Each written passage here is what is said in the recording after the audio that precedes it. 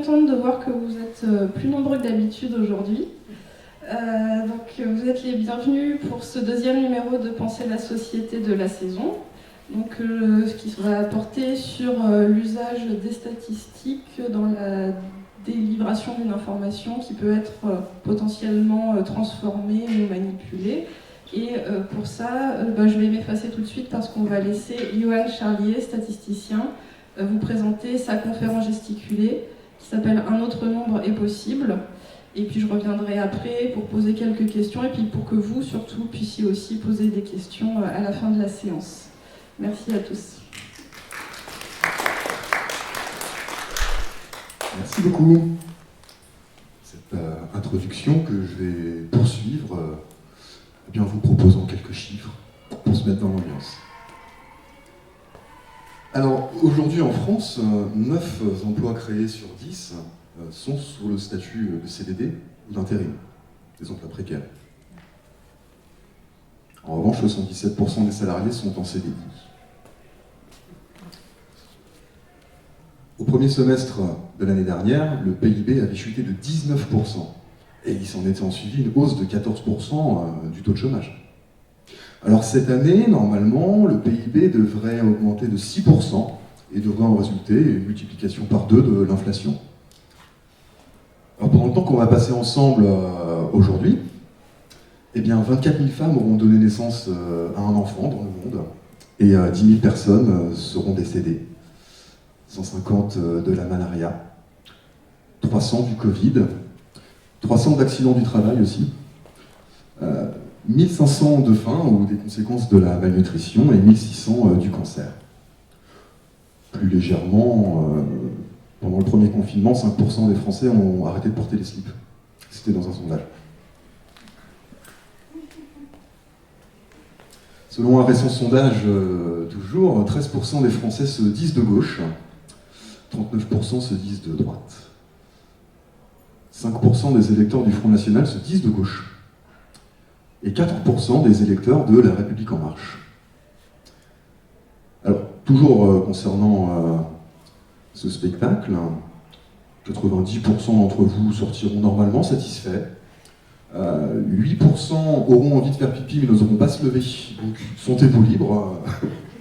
Et 1% aura quelqu'un de tout, normalement à peu près.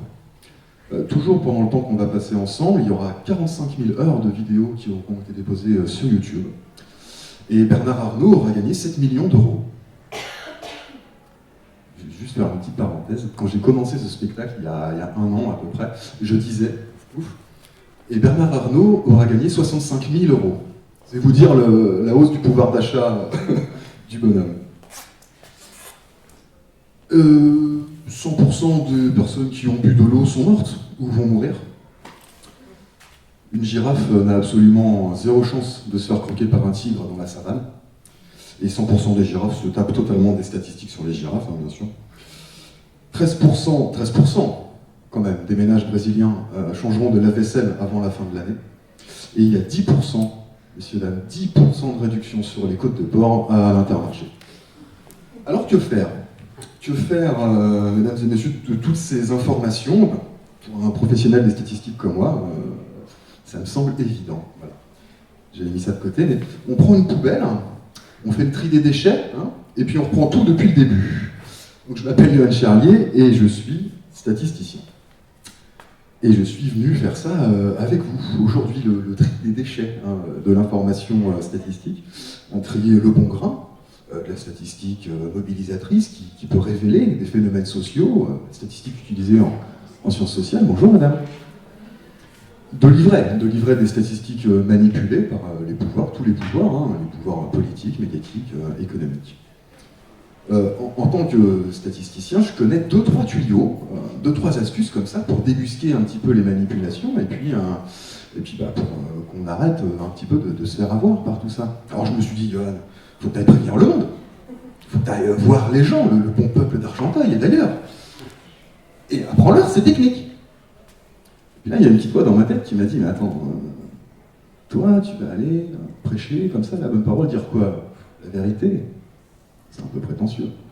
D'autant plus que si je suis honnête avec moi-même, les chiffres, ça n'a pas toujours été ma tasse de thé. Vous allez voir, vous êtes dans un spectacle sur les chiffres et les mathématiques, il n'y a pas besoin d'avoir un gros niveau, hein. On va prendre les bases. Et vous allez voir, c'est pas si compliqué que ça. Alors, je dis je suis statisticien, mais en fait on ne sait pas trop ce que c'est pas un métier du concret, je veux dire, boulangère, cuisinier, on voit ce que c'est, mais statisticien, comment je pourrais vous faire toucher du doigt ce que c'est? De la même manière qu'il y a des producteurs de choux, de melons, des producteurs de boulons à l'usine, eh ben, un statisticien, si vous voulez, c'est un peu un producteur de chiffres. Voilà, ce sont des collègues qui produisent le taux de chômage ou le taux de croissance du PIB. Oui, parce que c'est construit, tout ça, ça se calcule, ça tombe pas du ciel. Ça nous permet aussi de mesurer la productivité des producteurs de melons ou de boulons. Moi, je me considère plutôt, quand je me présente comme ça, à des inconnus, comme un traducteur de chiffres. En fait, mon métier, c'est de traduire les statistiques, des trucs parfois un peu compliqués, c'est vrai, en phrases compréhensibles pour le commun des mortels. Le commun des mortels, dans mon cas, c'est des collègues, des chefs de service, des chefs d'unité, des directeurs, des sous-directeurs, la fine fleur de l'administration, dans toute sa bureaucratie galopante, puisque je suis fonctionnaire, je travaille dans un conseil régional, où mon métier, c'est en fait de produire de la connaissance utile pour éclairer la décision publique, comme on dit, et puis qu'on aille tous ensemble changer la vie des gens. Ça ne s'est pas passé exactement comme prévu. Donc, je vais vous raconter cette histoire, mon histoire, contrariée avec les chiffres, et puis l'histoire d'un petit désenchantement au travail. Ça s'est passé comme ça. J'étais au travail, ça fait à peu près 10 ans que je suis dans un conseil régional, et à l'époque, ce conseil régional, c'était une présidente qui en était à la tête, et son truc, c'était l'écologie. Et donc, elle vient nous voir, moi et mes collègues, pour nous poser une question. Et cette question, c'est combien y a-t-il d'emplois écologiques sur mon territoire? Alors, on se dit, c'est pas facile, parce que déjà, on ne sait pas bien ce que c'est, un emploi écologique, un emploi vert, si on pourrait dire. Alors, on appelle nos collègues de l'INSEE, l'Institut national de la statistique, pour qu'ils nous aident déjà à définir ce que c'est, et puis à compter surtout les emplois. Alors on tombe d'accord sur une petite définition, pas trop compliquée, mais carrée quand même. Un emploi vert, ce serait un emploi dont les finalités seraient de prévenir ou réparer les dégâts causés à l'environnement par l'activité humaine. Voilà, ça a l'air de rien, comme ça nous a pris 3 mois quand même. Et donc, fort de cette définition, on se met à bûcher, et on compte. Et on compte 3600 emplois verts sur le territoire régional. Et puis un jour, je reçois un coup de fil. Je vais vous le faire. Alors, j'espère que ça ne va pas tomber. J'étais au bureau comme ça. Très concrètement, c'est ça mon travail. Je suis assis sur une chaise et je rentre des chiffres dans un ordinateur. C'est pas palpitant, c'est pas mal. Et je reçois un coup de fil. Vous savez, sur les téléphones de bureau, on voit le nom des gens. C'est pas le numéro, c'est le nom qui s'affiche. Et là, c'est le nom de la directrice de cabinet qui m'appelle. Alors, une directrice de cabinet, au-delà du fait que nous, on l'appelle Dame Pipi pour rigoler entre collègues, c'est quelqu'un de très important. Basiquement, c'est la numéro 2, 3 dans une administration. C'est la personne qui fait le lien entre le politique et l'administration. Très important. Donc, c'est clairement pas quelqu'un que je peux me permettre de snobber. Donc je décroche. Il vient de Charlie, j'écoute. Ah oui, l'étude sur les emplois verts, ouais. La présidente l'a lu. Ah, très bien. Alors, elle n'est pas contente. Elle trouve que ça fait pas assez d'emplois. Parenthèse. Elle, ça fait 6 mois qu'elle se balade dans toute la région en disant qu'il y a 100 000 emplois verts. Et nous, on dit, cocotte, désolé, on a recompté, ça fait 3600. Pour que vous preniez la mesure, c'était une région dans laquelle il y avait 700 000 emplois en tout, donc elle passe de 1 sur 7 à 1,5%. Donc elle est pas jolie. Il faut que je reprenne parce que ça chauffe. Comment? Elle parle à la tribune dans une demi-heure, il faut que je trouve quelque chose pour contredire l'INSEE. Ok? Au revoir. Bisous. Et je l'ai fait. Alors, j'ai pas vraiment truqué l'étude, hein, mais j'ai écrit un petit truc comme quoi la définition était peut-être un peu restrictive. Voilà. Définition que j'avais moi-même contribué à forger, hein, vous voyez l'hypocrisie du truc. Et ce jour-là, j'ai compris une chose. Que les choses soient claires, vous avez en face de vous un authentique gauchiste qui veut changer la société pour améliorer la vie des gens. Et j'ai compris que c'était pas avec des gens comme ça, qui préfèrent travestir la réalité pour l'adapter à leur discours préconstruit, que j'allais pouvoir le faire. À mon avis, c'est l'inverse qu'il faut faire pour vraiment changer les choses. Donc voilà, ce que je vous propose aujourd'hui, c'est de vous raconter un petit peu tout ça, et puis surtout de s'en prendre un peu aux sondages, qui sont, à mon sens, la nouvelle tyrannie du chiffre actuel. On n'a pas fini d'en manger, hein, donc autant se préparer. Donc, je vous propose une petite séance d'autodéfense collective face à ça. Est-ce que ça vous conviendrait? Ça tombe bien, j'avais rien d'autre de prévu de toute façon. Alors, avant de commencer, il faut que je règle quelque chose. Vous en êtes où niveau maths, à peu près, niveau mathématiques? N'ayez pas peur. Ça va. Une moyenne. Partons des bases, une moyenne. Tout le monde voit ce que c'est. Ça fait toujours 2. Alors si on est Jean-Claude Van Damme, ça fait 11. Et ça, c'est beau. Il n'avait pas dit 3 ? Je crois qu'il avait dit 11. Ou une moyenne. Ça va, ça, à peu près. Méfions-nous quand même un petit peu dans les moyennes. Vous savez qu'en moyenne sur Terre, chaque être humain a un testicule. Attends. Ouais, ça marche aussi avec les ovaires. Du coup, en moyenne, chaque être humain a un testicule et un ovaire. Moi, je pense que ça change tout, mais si on faisait rentrer Bernard Arnault maintenant dans cette pièce, on serait tous multimilliardaires en moyenne. Vous voyez, j'ai appris un truc récemment qui était marrant. En moyenne, un être humain a un peu moins de 2 jambes. Oui, parce qu'il y a des jambes. Donc, rien que des petites constructions comme ça, ça peut nous emmener vers des trucs un peu bizarres. Donc, mon conseil, exigeons les chiffres bruts, les valeurs absolues, comme on dit. Ce sera mon premier conseil de cet après-midi. Je vous demande votre niveau en maths, c'est parce que moi, pendant très longtemps, j'ai été une vraie quiche, je préfère vous le dire. Moi, quand j'étais gamin, je voulais être écrivain. Je voulais écrire des romans. Aujourd'hui, je suis statisticien. C'est que le seul truc que j'écris, c'est des chiffres dans les tableurs Excel. C'est l'exact inverse, si vous voulez. J'ai donc consciencieusement foiré mes rêves de gosse, c'est pas grave. On en fait alors un petit peu. Attention, tout ce que j'ai raconté était vrai, sauf un truc, jusqu'ici. Je suis pas certain qu'il y ait 10% de réduction sur les côtes de porc. Je suis même pas certain qu'il y ait un Intermarché, en fait. Il y en a un. J'aurais dû aller me renseigner.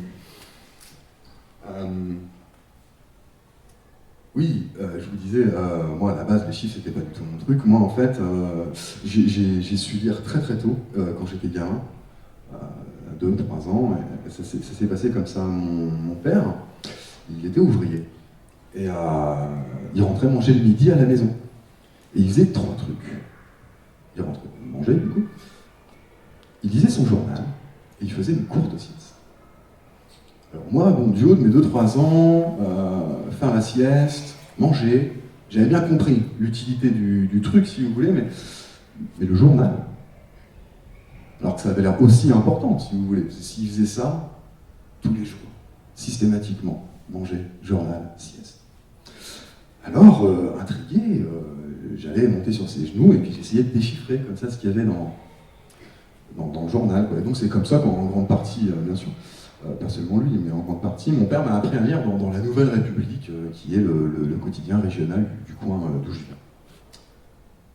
Par contre, quand il s'est agi d'apprendre à compter, comment résumer ça simplement en 2 mots? La galère.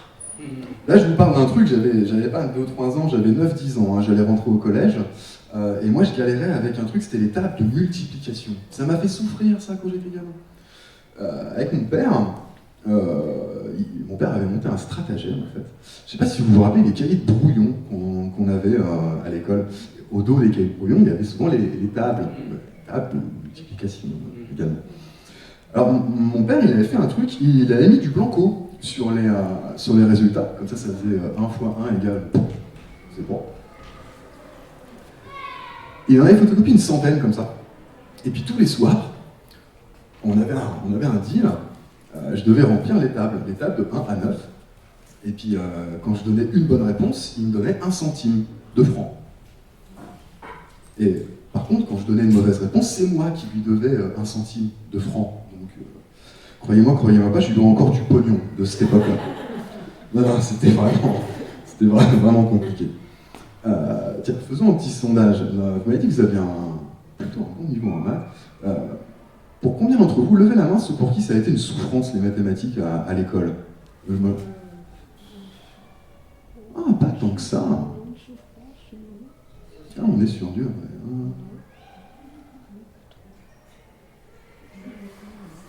On est 4. Ah oui, ça fait pas grand-chose, effectivement. La semaine dernière, j'ai fait ce spectacle, on était 60% à peu près. Bon, là, on n'est même pas sur du 20%. Ok, très fort. Bon, je sais pas si on est super représentatif non plus, quoi. Ou si on est super fiable en matière de sondage. Alors essayons de voir ensemble comment on pourrait savoir si on est représentatif et si on est fiable. Les sondages, tout le monde voit ce que c'est à peu près. C'est le truc avec lequel on est d'accord quand ça va dans l'autre sens, et puis on n'est pas d'accord quand ça va pas dans l'autre sens. Et tout le monde fait ça, c'est pas grave. Le but politique, ça. Il y a le sens d'opinion. Le sens d'opinion, là. Dans les sondages, il y a aussi le sens d'opinion.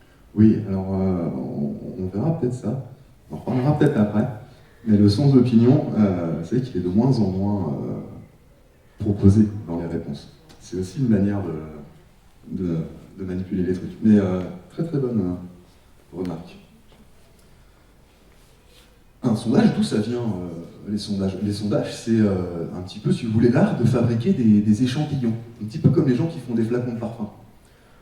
Vous savez, ils font un petit modèle réduit pour que vous ayez envie d'avoir le grand.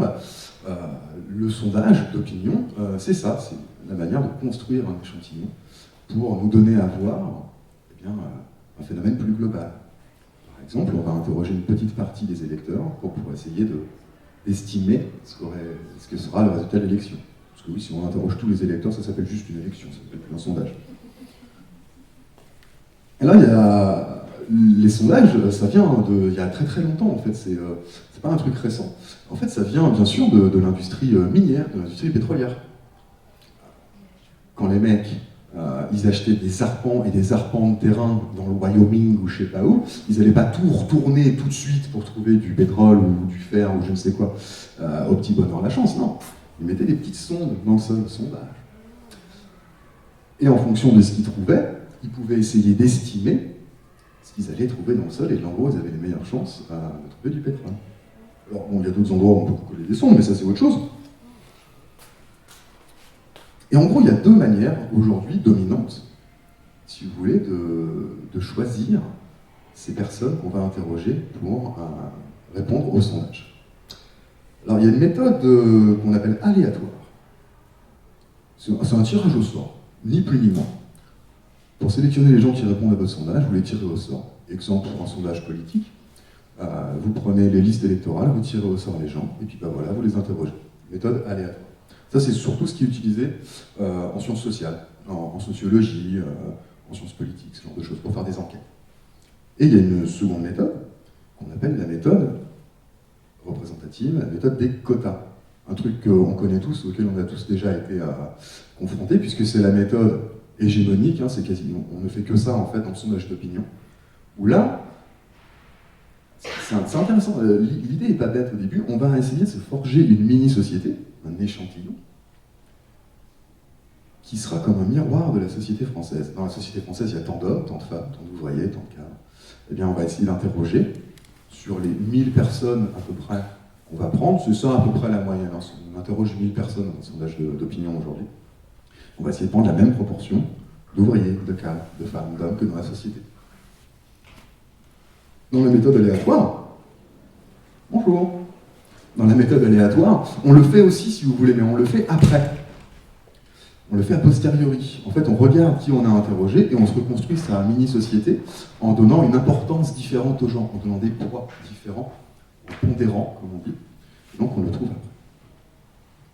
Alors maintenant, question. Selon vous, de la méthode aléatoire ou de la méthode représentative, quelle méthode est la plus fiable?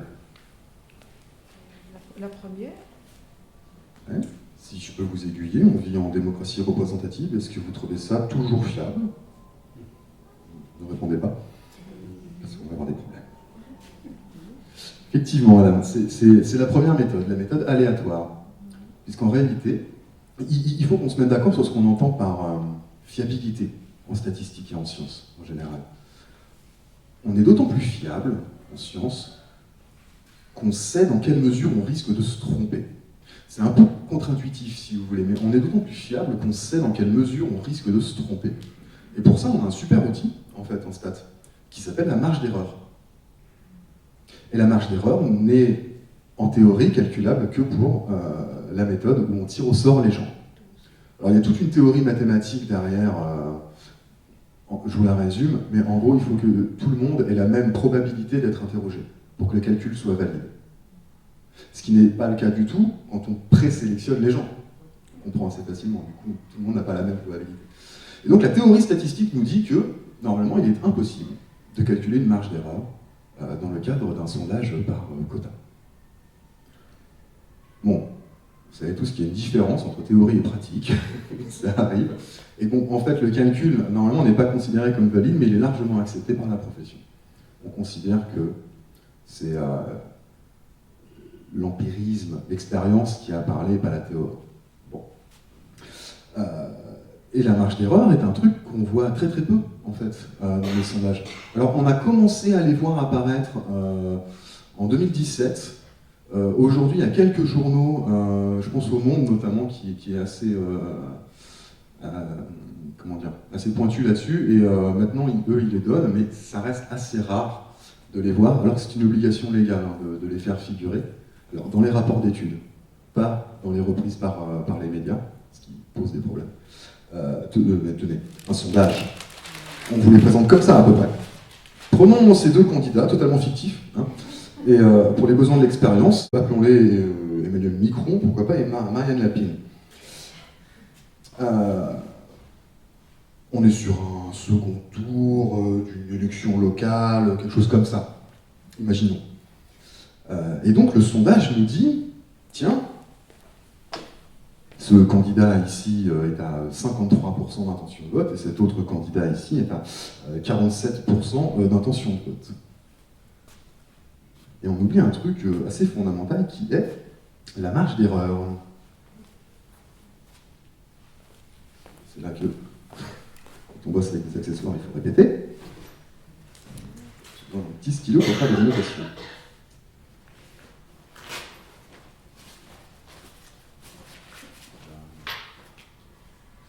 Une marge d'erreur dans un sondage politique, si vous devez vous rappeler d'un truc, rappelez-vous de ça aujourd'hui, c'est à peu près 3 points.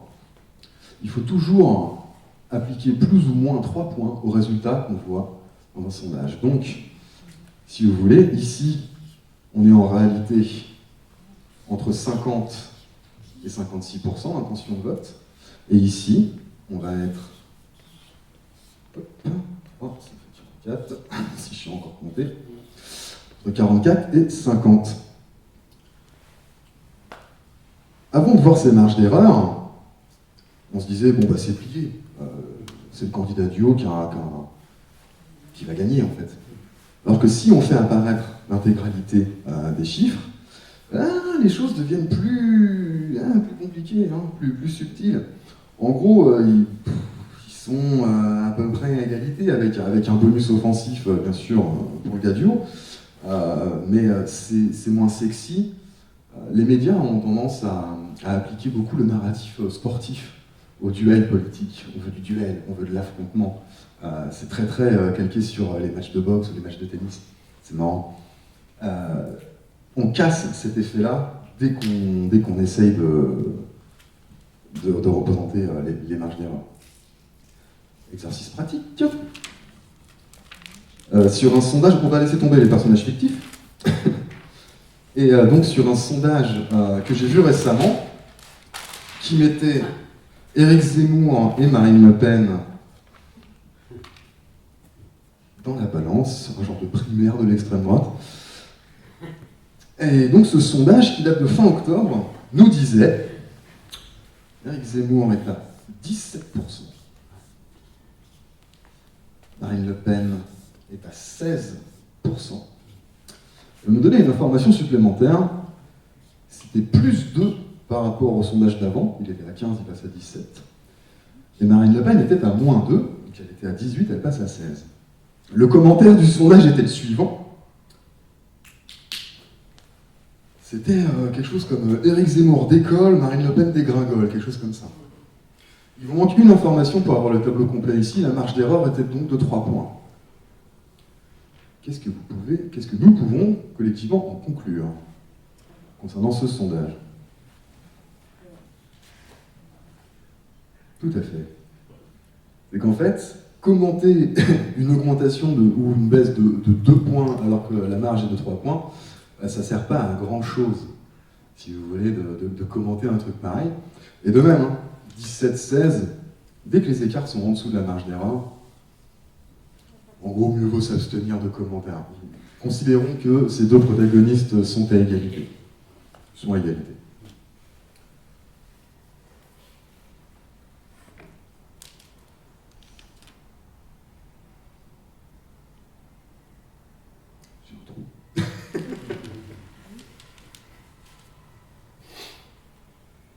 Enfin, donc voilà, souvenez-vous, 3 points de différence.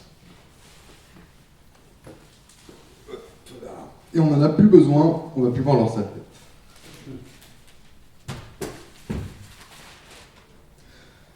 Alors, oui. La marge d'erreur, elle est toujours la même, quel que soit le niveau du personnage. Et ça 50 ou 20%. La marge d'erreur, elle dépend du nombre de personnes qui ont été interrogées. Là, je vous dis 3 points. Les plus ou moins 3, c'est quand 1000 personnes sont interrogées. Ce qui est en moyenne ce qu'on fait aujourd'hui dans un sondage d'opinion en France, 1000 personnes. Mais c'est une très bonne remarque. Parce que hier, je regardais un sondage qui disait que, en gros, les chefs d'entreprise allaient voter Emmanuel Macron à 43%. Il y avait 3 autres candidats en dessous qui étaient à 15, 16 et 17, donc ils étaient à égalité. Sauf que là, ils avaient interrogé 500 personnes. Et donc la marge d'erreur, elle était de 4,5. Donc en fait, moins vous interrogez de personnes, plus la marge d'erreur est élevée, et plus vous interrogez de personnes, plus elle est faible. Un des derniers gros sondages qui a été fait, je crois que c'était tout début novembre, il y a eu un baromètre, il me semble que c'est l'IFOP qui l'a fait, et ça a confirmé, un baromètre où on a interrogé 16 000 personnes. C'est gigantesque. 16 000 personnes, ça a coûté un pognon assez dingue. Et la marge d'erreur, elle était réduite, elle était plus que de 0,2 points. Donc plus on interroge de gens, et plus la marge d'erreur baisse. C'est pour ça que c'est important d'avoir l'information du nombre de gens interrogés. Et c'est le seul critère qui est... Je prends l'exemple, à une époque, c'était peut-être moins le cas maintenant, mais à une époque, quand ils expliquaient des fois qu'ils avaient mal estimé le score de l'extrême droite, ils disaient parce que c'est un électorat qui avait plus de mal à indiquer qu'ils avaient voté. En fait. Parce que c'est des choses qui prennent en compte en disant bah tiens tel candidat et les électeurs vont peut-être moins le dire. Donc enfin vous voyez ce que je veux dire en fait.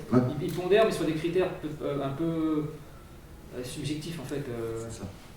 Oui, il y a eu pendant très longtemps un phénomène de vote caché, notamment pour l'extrême droite, quand c'était encore honteux, si vous voulez, de voter à Front National.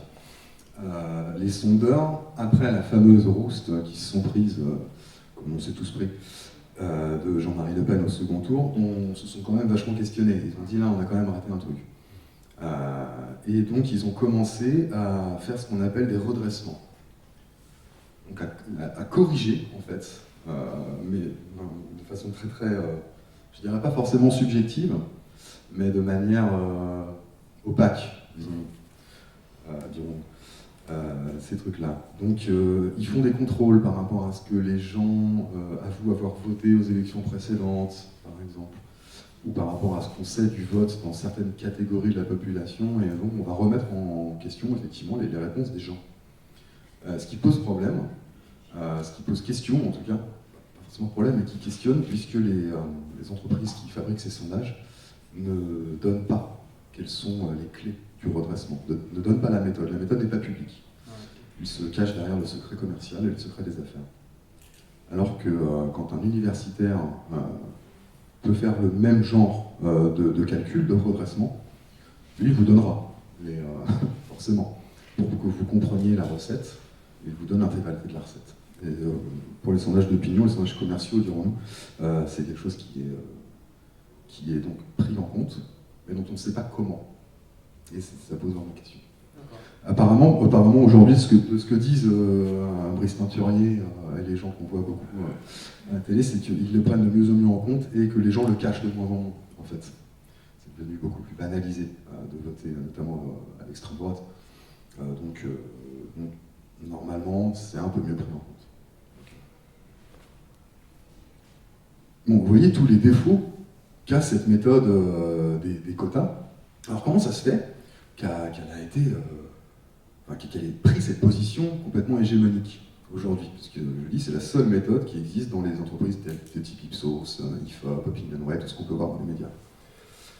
Pour comprendre pourquoi c'est devenu hégémonique, il faut revenir, il faut faire un voyage, il faut revenir au début du XXe siècle, aux États-Unis. Au début du XXe siècle, aux États-Unis, les gens commencent à se passionner vraiment très très fort pour leurs élections présidentielles tous les 4 ans. C'est le début de la politique spectacle un petit peu, donc ça commence à marcher fort. Et donc tous les 4 ans, il y a des journaux, des périodiques, alors des trucs qu'on ne connaît pas nous forcément, mais le Literary Digest, aussi qui a donné le Reader's Digest, tiens, chez nous qu'on connaît. Le Ralistin, beaucoup de journaux, des périodiques, des magazines, qui mettent avant les élections des petits bulletins à découper dans leur magazine, et en disant aux gens, ah bah tiens, écrivez pour qui vous allez voter à l'élection, et puis renvoyez-nous le petit coupon, comme ça, nous, on publiera, et puis ça fera un genre de prévision, et puis on va se marrer. Alors ces trucs-là se vendent comme des petits pains, parce qu'en fait, il faut se rendre à l'évidence, on adore donner notre avis, c'est comme ça. Ça se vend comme des petits pains, autant vous dire, des fois ça marche, des fois ça se plante. On comprend bien pourquoi. Si demain, Libération, l'Humanité et le Figaro faisaient le même type de truc, il y aurait quand même 3 résultats sensiblement différents. Bon, les mecs débutaient, ils n'avaient pas encore tout à fait compris ça. Alors voyons ça. Oui, ça s'appelle des straw polls. Alors, excusez mon anglais, des straw polls, des votes de paille. En français, on dirait des votes pour rire, des votes pour du beurre. Voyant ces campagnes-là de vote de paille, il y a un petit gars qui s'appelle George Gallup. George Gallup, c'est un cadre, si vous voulez, du marketing communautaire, du marketing ciblé. En fait, ce qui se passe, c'est que le mec a une énorme base de données clients. Base de données, c'est des fiches Bristol, parce qu'on est en 1936, là, sur l'histoire que je vous raconte, donc il a des fiches en carton. Mais il a une immense base de données, et si vous voulez savoir quel sera le prochain produit qui va cartonner auprès de la ménagère du Midwest, vous appelez ce gars-là. Si vous voulez savoir ce qui va cartonner auprès des jeunes Afro-Américains de Géorgie, vous appelez ce gars-là.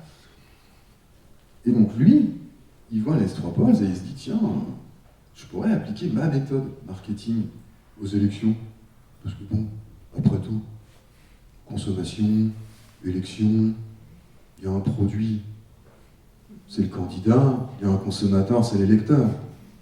Pour un Américain qui fait du commerce, si vous voulez, à cette époque-là, ça tombe sous le sens. Et donc il bosse, il bûche, et il enquête 50 000 personnes. Je vous ai dit qu'on avait fait 16 000 personnes là récemment, et que c'était déjà énorme. 50 000 personnes, c'est fou. Complètement fou. Donc il s'y met, lui et son équipe, il se fabrique une mini-société américaine, en faisant des quotas. Et donc en 1936, au jour de l'élection Alfred Landon contre Franklin Delano Roosevelt, quand tous les bulletins de straw polls, vote de paille, donnent Alfred Landon gagnant, eh ben, George Gallup prédit le résultat à la décimale près. Le résultat, on le connaît peut-être, parce que vous vous souvenez peut-être du nom de Franklin Delano Roosevelt, ça vous dit peut-être un truc, alors qu'Alfred Landon est retombé dans les oubliettes de l'histoire. À la décimale près, George Gallup dit, bah non, c'est Roosevelt qui va être élu. Et c'est bien sûr ce qui s'est passé. Et donc les gars sont humiliés. C'est la fin des votes de paille, ça se fera plus jamais. Et c'est comme ça, sur cette espèce de coup de poker. Alors le mec était sûr de son coup, si vous voulez, mais c'était la première fois qu'on mettait en doute ça, et qu'on mettait en œuvre une vraie méthode pour essayer de prédire une élection. Et il sort complètement gagnant, ça tiendra. Le tout premier institut de sondage dans le monde, qui existe encore aujourd'hui, l'Institut Gallup. Alors voyant ça, aux États-Unis, il y a un petit gars, un petit jeune, un petit français, qui s'appelle Jean Stutzel. Jean Stutzel, il fait ses études là-bas, il est démographe.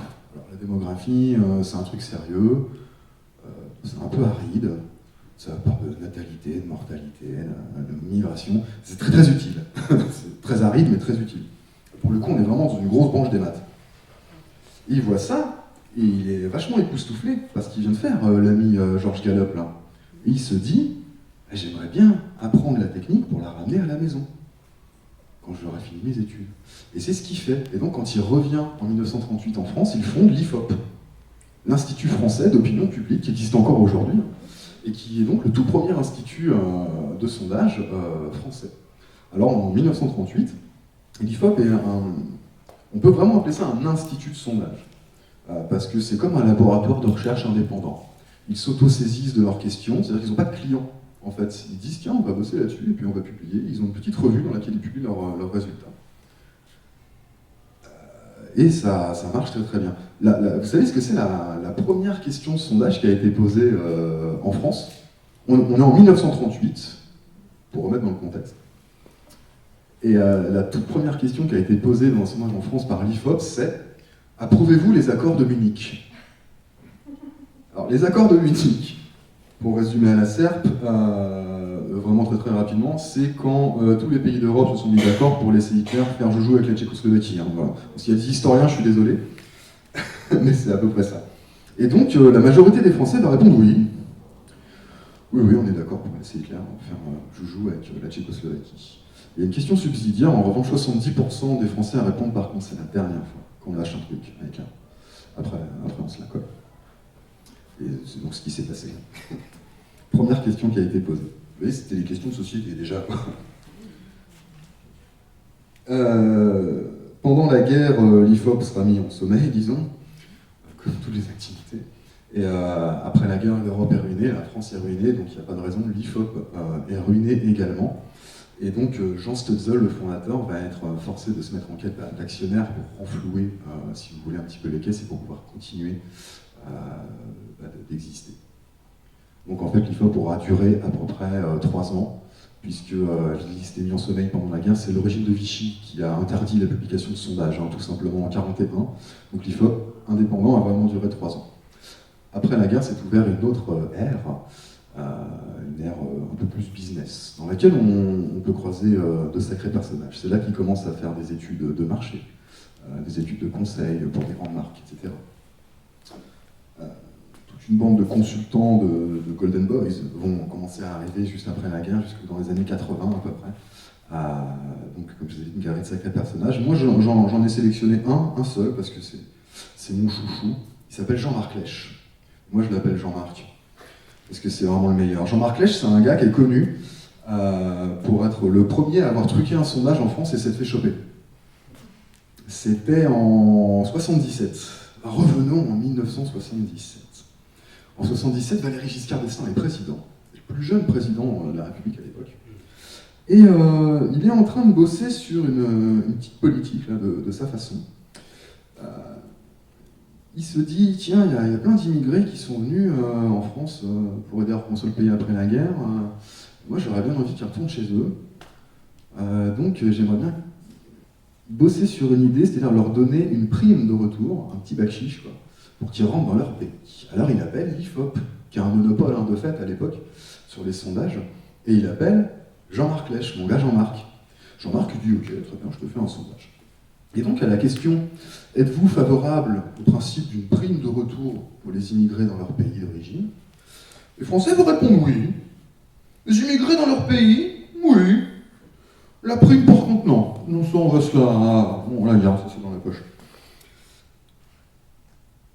Jean-Marc Lèche racontera dans ses mémoires, bien plus tard, qu'il avait jugé bon de changer un peu les chiffres pour atténuer un certain racisme latent, si vous voulez, des Français qui transparaissaient dans dans ce sondage. Alors, manque de peau pour Jean-Marc, un certain hebdomadaire satirique paraissant le mercredi, le Canard enchaîné, toujours dans les bons coups, tombe sur les bons chiffres et publie ça en 81, 3 ans seulement plus tard. Hein. Et ça fait un scandale. C'est le premier sondage documenté, si vous voulez, de l'histoire de France. Bravo Jean-Marc. Alors lui dit que c'est pour la bonne cause, mais bon, on croit qu'à moitié. Alors bon, Jean-Marc il s'arrête pas là. En 83, par exemple, il est client de Laurent Fabius. Vous vous rappelez de Laurent Fabius ? Ouais. Laurent Fabius, oui, c'est en 83, je crois, il commande un sondage parce qu'il va faire un débat à la télé contre Jacques Chirac. Et il a envie de savoir ce que les téléspectateurs ils ont pensé de sa petite prestation. Alors, le problème, c'est que le sondage va hyper mal se passer pour Lolo. C'est-à-dire qu'il va se faire complètement bouffer et Chirac finira par le traiter de roquet devant des téléspectateurs, je ne sais pas combien de téléspectateurs, mais beaucoup trop de téléspectateurs pour l'ego de Laurent Fabius. Jean-Marc va annuler en catastrophe la publication du sondage, pour pas froisser le gars qui le paye, hein, c'est encore une fois toujours la poche. Hein. Voilà, le genre de malversation et de petits arrangements avec la réalité, on va dire, qui était devenu monnaie courante à l'IFOP, mais dans d'autres instituts de sondage également, hein, bien sûr. Tous ces arrangements avec les réalités, ces trucages, ces manipulations vont pousser le fondateur, Jean Stotzel, à la démission. Triste qu'il est de voir son bébé devenir un monstre. Voilà. Et ce sera une nouvelle étape encore plus business, si vous voulez, dans l'histoire de l'IFOP. Jean-Marc a été puni dans cette histoire. Parce que une fois que Jean Stotzel, le fondateur, démissionne, il voulait prendre sa place. Il voulait prendre la place du grand chef. Seulement, l'actionnaire majoritaire, il voulait placer son fiston à lui, en tant que grand chef. Et donc Jean-Marc Lèche quittera aussi l'IFOP. Bien fait.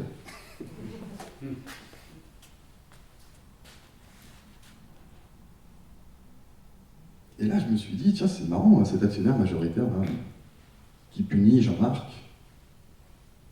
qui revend, qui place son fils, et qui revend ses parts juste après, hein, en fait, parce que le mec s'en foutait un peu, au final, je pense, d'avoir un institut de sondage. Je me suis demandé, j'ai pas trouvé qui c'était, son nom n'est indiqué nulle part. Et je me suis posé la question de savoir à qui appartenaient ces trucs, Ipsos, IFOP, OpinionWay, ces machins. Donc on ne sait pas qui c'est cet actionnaire, mais par contre je sais à qui il a revendu ses parts. Vous savez à qui il a revendu ses parts ? À Laurence Parisot. Laurence Parisot, vous remettez, ancienne présidente du MEDEF, donc le syndicat des patrons, donc qui a été en même temps, pendant un court moment, mais quand même en même temps, présidente à la fois du MEDEF et du principal institut de sondage français. Ce qui est fort pratique, si vous voulez, pour passer vos trucs un peu pro-business. Alors bon, je me dis, bon ça c'est l'IFOP, on a vu avec l'histoire de Jean-Marc, bon ils ont un peu perdu la foi les gars au début. Donc je me dis, on va la regarder dans notre truc, tiens, Ipsos, tiens, c'est l'air pas mal. Bah non, fondé par un mec, il est 118e fortune de France. Avec Jean-Marc comme associé en plus. Donc bon, c'est raté. La Sofres, tout le monde connaît la Sofres. Vous savez à qui ça appartient la Sofres ? Ça appartient à une société qui s'appelle la Fimalac. Fimalac, c'est la financière Marc Ladré de Lacharrière. Alors Marc Ladré de Lacharrière, c'est qui ? C'est un milliardaire déjà. Et puis accessoirement, c'est l'employeur fictif de Pénélope Fillon. Hein, vous savez, la femme de François Fillon, qui a été chopée les doigts dans le pot à confiture. Du politique, on continue sur le politique. Vous connaissez Dentsu Consulting ? Dentsu Consulting, il bosse beaucoup avec France Info. Dentsu Consulting, en comptant d'être une filiale du plus grand groupe de pub japonais. Voilà. Le directeur français, il s'appelle Thierry Jadot. Oui, c'est le frère de Yannick Jadot, hein, le candidat d'Europe Écologie des Verts. Là, je me suis dit, c'est pas possible. Plus je gratte, plus c'est terrible. Alors, je m'en fais un petit dernier, mais OpinionWay, sauve-moi OpinionWay, quand même, ça va être bien, ça. OpinionWay, c'est les meilleurs. Fondés par 2 gars, des experts. Attention, hein. Il y en a un, c'est l'ancien directeur de cabinet de Gérard Longuet. Gérard Longuet, alors pour remettre, hein, c'était un ancien ministre de la Défense sous Sarkozy, et accessoirement c'était un des cofondateurs d'Occident, un groupuscule de nazis quand il était à la fac. Voilà. Il y a des nazis dans l'histoire, je ne peux pas faire mieux, quoi. Enfin, voilà. Et le deuxième, il s'appelle Denis Pingot. Et Denis Pingot, bah, c'est un consultant, surtout connu pour être mis en examen pour surfacturation de procédures de consultants. Auprès de qui ? Auprès de Mathieu Gallet, président de Radio France. Tout ça sur le service public, quelle indignité. Et plus on gratte, et plus on trouve des... Voilà, ça s'arrête jamais. Ils couchent tous ensemble, en fait, les gars. Oui, c'est ça qu'on appelle en fait une emprise. Quand les pouvoirs économiques, politiques et médiatiques tiennent ensemble les rênes de l'opinion, ah ben là on n'est plus trop sur la statistique qui va aider à faire voir les invisibles, à révéler des phénomènes sociaux. Vous comprenez, on est loin de la sociologie là. On n'est pas woke. Non, on est sur de l'influence. On est sur une institution toute orientée vers un seul truc en fait. C'est de promouvoir, déjà c'est de rester en vie, c'est des boîtes privées, hein, donc leur but, et je leur en veux même pas pour de ça, leur but c'est de survivre, donc ça va être de maximiser leur profit, leur but, et accessoirement, comme ils manipulent des idées et de l'opinion, ça va être de mettre en avant l'idéologie qui va leur permettre de maximiser leur pognon. Voilà. Idéologie capitaliste, ça s'appelle.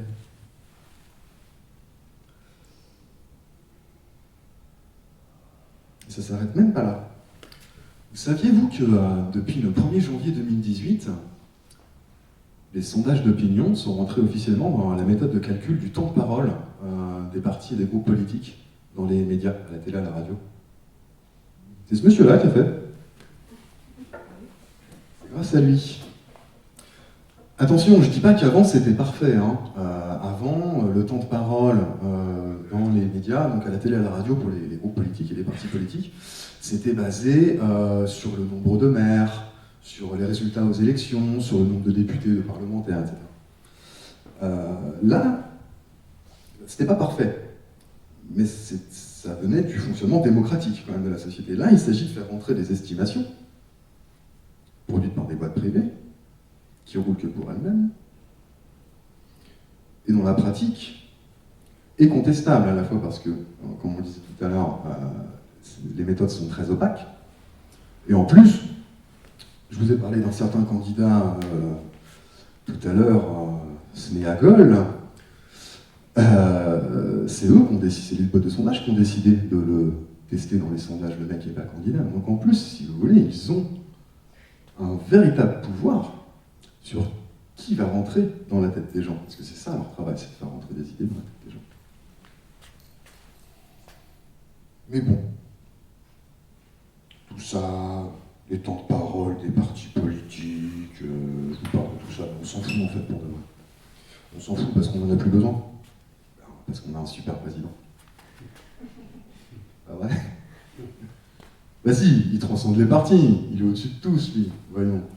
Et c'est quand même le mec qui a instauré la démocratie directe et participative dans ce pays. Hein.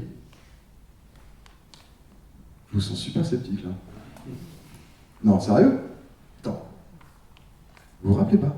Le grand débat. Le grand débat, si ça c'était pas la démocratie directe et participative, je m'y connais pas. Hein. Vous avez participé, moi, à ça, au grand débat? C'était il y a longtemps, déjà. Hein. Ça nous paraît une éternité, presque. Personne, non? Oui? Oui, c'était une réunion, etc. Ben, effectivement, moi, ça m'a pas du tout plu, j'ai abandonné. Ah, vous l'avez fait en vrai, en plus. Pardon? Vous l'avez fait en vrai, en plus, dans une vraie réunion. J'étais c'était coteau, hein, c'était, effectivement, ça volait pas haut, et puis bon, de toute façon... On était patient des résultats. Ah, il y a différentes façons, hein. Il y avait différentes façons d'y participer, effectivement, donc il y avait la vraie façon concrète de madame, dans les réunions. Des fois, vous pouviez croiser Jupiter en personne. Il y avait des cahiers de doléances dans les mairies, des trucs comme ça. Puis il y avait un super questionnaire sur Internet. Alors moi, comme j'aime beaucoup la démocratie, mais que j'ai quand même peu de temps à les consacrer, je suis allé voir ce petit questionnaire sur Internet, et franchement, c'était... Non, ils ont pris pour des cons, les mecs. C'est impressionnant. Je vous ai sélectionné 3 questions du grand débat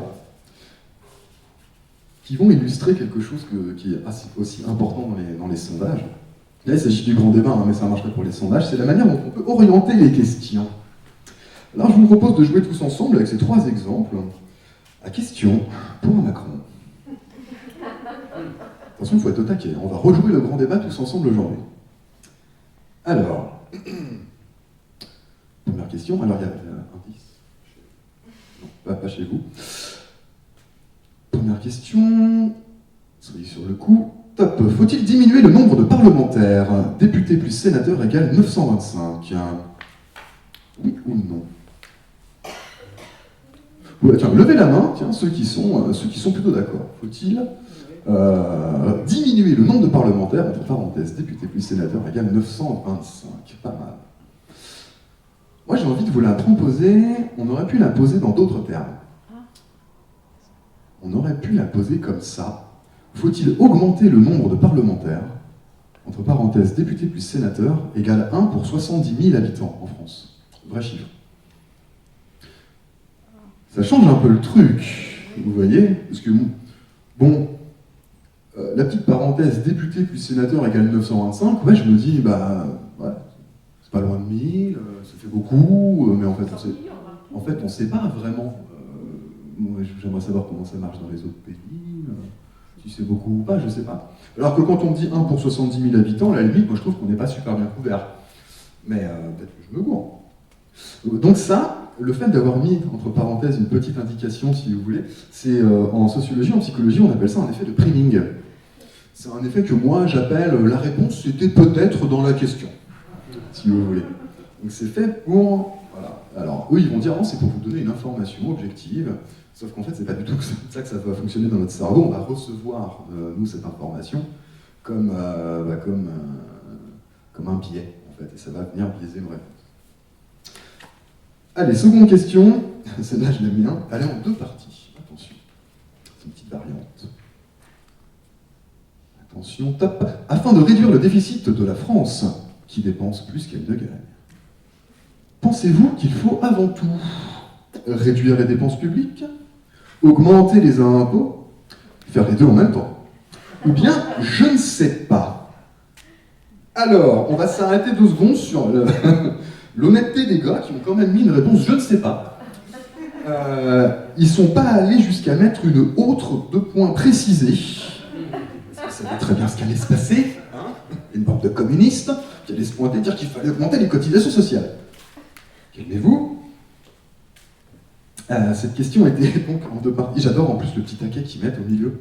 Afin de réduire le déficit de la France, qui dépense plus qu'elle ne gagne. T'orientes à mort. Et donc, la seconde partie de cette question, c'était... Ah oui, non, mais attendez, je vous ai même pas fait répondre. Selon vous, afin de réduire le déficit de la France, qu'est-ce qu'on fait? On réduit les dépenses, on augmente les impôts, on fait les deux en même temps? La réponse ne peut être qu'arbitraire. Des propositions radicales. Bah oui, parce que réduire les... On va être dans l'idée contre l'augmentation des impôts, mais réduire en même temps la dette, les dépenses publiques, c'est délicat. On est d'accord, ça. Donc, par défaut, c'est une réponse par défaut qu'on va donner. C'est délicat d'augmenter les impôts. Instinctivement, bon, on se dit... C'est une réponse par défaut qu'on va donner. Ouais, Mais bon, vous inquiétez pour rien, en fait, il était inutile de répondre à cette question, puisque la question qui suivait juste en dessous, alors j'ai les captures d'écran, je peux vous les envoyer par mail si vous voulez, je les ai à la maison. La question qui suivait juste après, c'était « Afin de baisser les impôts et réduire la dette, quelles dépenses publiques faut-il réduire en priorité ?» Cette question-là, ça veut dire on s'en fout de ce que vous avez répondu à la question d'avant. Nous, notre délire, c'est de réduire les dépenses. Donc, voilà. Donc ça, encore une fois, en sciences sociales, ça s'appelle un effet de halo. Un effet de halo, c'est le même effet que la question d'avant, si vous voulez, sauf qu'on fait sur plusieurs questions. C'est un peu un effet entonnoir, si vous voulez. Vous construisez au fur et à mesure un entonnoir de réponses qui vont amener les gens à répondre précisément ce que vous aviez prévu qu'ils répondraient. Là, à savoir, ils vont même vous donner des éléments, des propositions de dépenses publiques à couper, alors qu'à la base, peut-être ils ne voulaient pas. Et là, la seule option de réponse que vous proposez, c'est bien de réduire les dépenses publiques. Alors, comment dire, les psychologues et les sociologues, ils connaissent ces trucs-là, mais c'est justement pour les éviter. Pour éviter de manipuler les réponses, parce qu'ils veulent des réponses honnêtes. Là, c'est pas tout à fait le même délire. Voilà, une petite dernière. Celle-là, c'est l'effet... je vais pas trouver de nom officiel, donc moi je l'ai appelé l'effet Porte-Nawak. Vous allez voir. C'est pas mal, par contre, il faut que je prenne un peu mon souffle. Savez-vous quels sont les différents échelons administratifs, entre parenthèses, État, collectivité territoriale telles que la région, le département, la commune, opérateurs tels que Pôle emploi ou la caisse de location familiale, 3 petits points, fermez votre parenthèse. Dans votre territoire, oui ou non? Oui ou merde? Moi, je sais pas. J'adore. C'est là, moi, je l'aime beaucoup. Alors, passons sur le fait que les mecs fassent une parenthèse qui fait approximativement 3 km de long, en détaillant absolument tout et en mélangeant tout, hein, bien sûr. Il n'y a rien de commun entre une commune, justement, et Pôle emploi. Ça n'a absolument rien à voir. Donc les mecs, ils mélangent tout, font une parenthèse énorme comme ça, pour vous demander si vous connaissez tout dans votre territoire. Tout ça pour vous amener à la question, encore une fois, qui suit. Trouvez-vous qu'il y a trop d'échelons administratifs en France? Oui ou merde? Bon, si, un truc quand même, il est impossible de répondre à cette question-là. Savez-vous quels sont tous les échelons administratifs de votre territoire? Déjà parce que, effectivement, c'est un peu le bordel, le millefeuille administratif en France, effectivement, je comprends. Donc il y a quelques experts en droit administratif qui doivent connaître ça. Mais c'est surtout, le problème, c'est dans votre territoire. En fait, ces questions sont très très mal posées. Voilà, c'est quel territoire, de quel territoire on parle? Parce que moi, je pourrais répondre pour mon quartier. Dans mon quartier, oui, il y a un pôle emploi, mais il n'y a pas la mairie. Enfin, si vous êtes Bernard Arnault, ça va être Le Monde, votre territoire. Si vous êtes Elon Musk, ça inclura Mars et sa proche banlieue. Vous voyez, enfin, c'est très différent en fonction des gens, quoi. Donc voilà. Et tout ça pour que, on vous demande après, pensez pas qu'il y a trop. Ça me fait penser à un truc. C'est un peu comme si on demandait aux gens, vous savez combien il y a d'immigrés en France? Non. Vous trouvez pas qu'il y a un peu trop d'immigrés en France? Ah oui, oui. Mais bon, c'est. Vous avez compris le principe, hein. C'était que des trucs comme ça, hein. C'était absolument génial. Et c'est un peu gros quand même. On les a vus venir, les gars, avec leurs gros sabots. Je vous disais que les sociologues, les psychologues étaient formés à tout ça pour éviter d'influencer les réponses, justement parce qu'ils voulaient des réponses satisfaisantes. Les officiers de police sont également formés à ce genre de truc, hein, pour que quand ils mènent les interrogatoires, ils évitent d'influencer et que ça fasse des faux témoignages. Donc vous n'allez pas me dire que si des flics sont capables d'intégrer ça, c'est des mecs qui ont fait l'ENA quand même, hein, qui ont conduit le truc. Hein. Vous n'allez pas me faire croire qu'ils ne savaient pas faire. C'était bien de la mauvaise volonté. C'était bien qu'il y avait quelque chose derrière. Ils voulaient nous enduire avec de l'erreur, comme ça, pour qu'ils puissent justifier ce qu'ils avaient déjà prévu de faire. Et c'est très facile de manipuler les questions comme ça. C'est vraiment très facile. Ça n'a pas décrédibilisé le... Mais si, tout le monde s'est moqué. Bah ouais, mais au final, c'était volontaire, peut-être qu'ils voulaient saboter leur truc, je sais pas. Alors ça, je saurais pas dire, mais en tout cas, on a vu le résultat. C'est quand même super gros. Enfin, on peut se faire avoir, mais des fois, c'est plus subtil. C'est-à-dire qu'on a l'impression d'avoir répondu clairement ce qu'on pense. Mais là, honnêtement, c'est grotesque tellement... Ouais, non, là, ils ont abusé. Bah ouais, mais bon, c'est dégueulasse de faire ça. Le faire comme ça avec des gros sabots, bon, on le voit. À la limite, il vaut mieux le faire avec des gros sabots, au moins, c'est plus dégueulasse de le faire de manière subtile, si on peut dire. Ouais, mais là, c'est bâclé, si on peut dire. Enfin, je sais pas, ça décrédibilise le sujet du grand débat. Et... Oui, totalement, vous savez bien. D'ailleurs, ça a eu de l'adhésion, ce truc-là ou... Non, en plus, apparemment, il y avait une personne dans une salle, c'était pas la semaine dernière, c'était la fois d'avant, qui me disait qu'en plus, le site n'arrêtait pas de cracher. Donc en plus, c'était quasi impossible d'y répondre. En gros, c'était pour dire on l'a fait parce que je l'avais mis dans ma liste électorale, mais en fait, il n'y avait rien derrière. Oui, c'est bien possible. De toute façon, il n'est pas ressorti grand-chose du grand débat. On sait que les cahiers de doléances qui ont été faits en mairie, par exemple, restent à dormir dans les archives départementales et qu'en fait, personne n'a vraiment regardé ce qu'il y avait dedans. Donc j'imagine que le même sort a été réservé à ces questions biaisées du questionnaire pour le grand débat. Donc vous avez bien compris le truc. Moi, je voulais dire quelque chose. C'est un peu lié à là. J'ai travaillé en tant que statisticienne il y a 30 ans, 40 ans, à la ville de Paris. On peut dire que j'ai démissionné. Enfin, on a démissionné, mais en fait, quelque part, parce que justement demandé de faire des enquêtes, etc. Mais on nous donnait le résultat à l'avance. Ouais, voilà. Vous connaissez la On a fait blague. l'enquête et c'était ça le truc. Vous connaissez la blague. Nous, on a une blague dans nos bureaux. Voilà. C'est un directeur qui rentre dans... Non, c'est un directeur qui rentre dans le bureau et qui dit voici les résultats, je voudrais l'étude qui va avec. Ça vous est arrivé? Ça n'a peut-être pas un peu changé maintenant, mais enfin, parce qu'il y a 40 ans, bon, enfin, je pense pas quoi. On est toujours là. Ouais, c'est ce que je voudrais voulu dire à la fin, mais bon, je pense que ça se présente bien. On se moque des élections en Russie. Alors oui, alors eux, c'est ça. Alors eux, ils font les trucs, ils ont des résultats à plus de 100% aussi des fois. Ça, on avait vu passer ça, ouais. Du coup, c'est un peu moins subtil. En parlant de subtilité, vous avez vu, et je vais vous proposer ça pour terminer ce moment où je parle tout seul, et on va enfin se mettre vraiment à discuter. Ces questions-là, pour un Macron, c'est vraiment très facile, et c'est très grossier de faire. Et c'est tellement facile que ce que je vous propose, messieurs, dames, c'est qu'on en invente une ensemble, avant de se quitter. Je vous ai préparé 6, je crois, j'ai pris 6 thématiques, si vous voulez, des sujets de société clivants. Et si ça vous dit, si ça vous dit pas, c'est d'en tirer une au sort et d'essayer d'inventer une question orientée. Alors en plus, vous êtes en 2 parties, donc on peut peut-être même faire un truc, une pour et une contre. Une main innocente.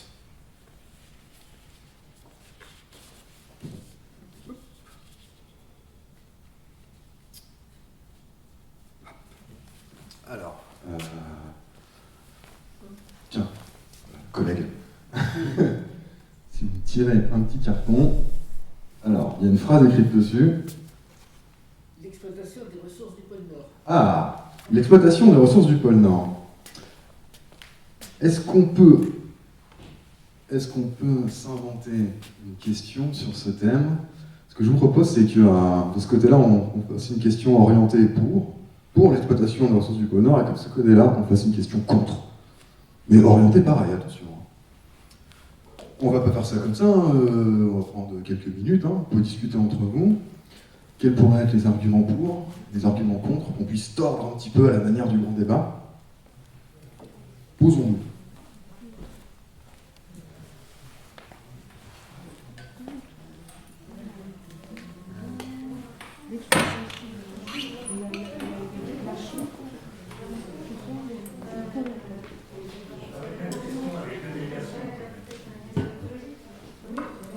Deux négations.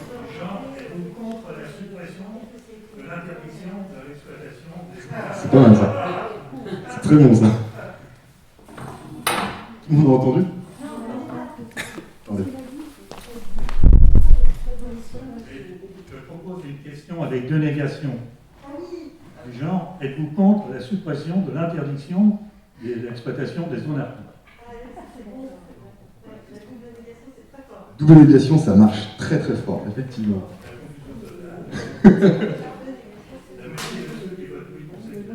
Oui, c'est ça.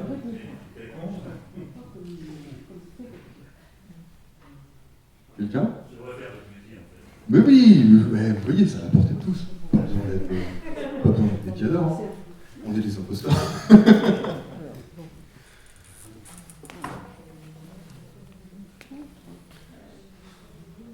Ah, c'était une variante, si, ça peut vous aider. J'avais une variante avec les gaz de schiste une fois qui m'avait été posée. Vous vous rappelez des gaz de schiste? C'était un truc, on n'en parle plus trop maintenant. Et il y avait 2 variantes de questions.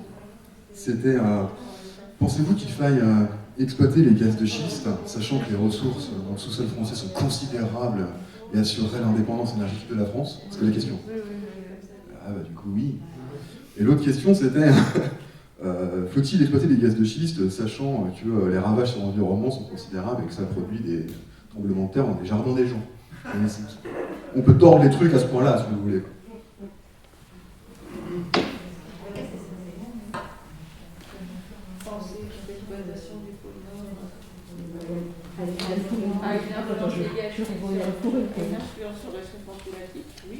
Oui, oui et non.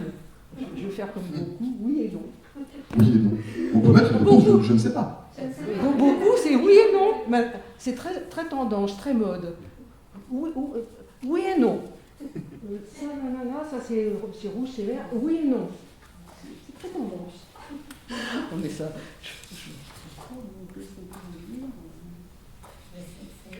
On a dit, pensez-vous que l'exploitation à outrance des ressources du pôle Nord ait une influence sur le réchauffement climatique? Oui, non, je ne sais pas.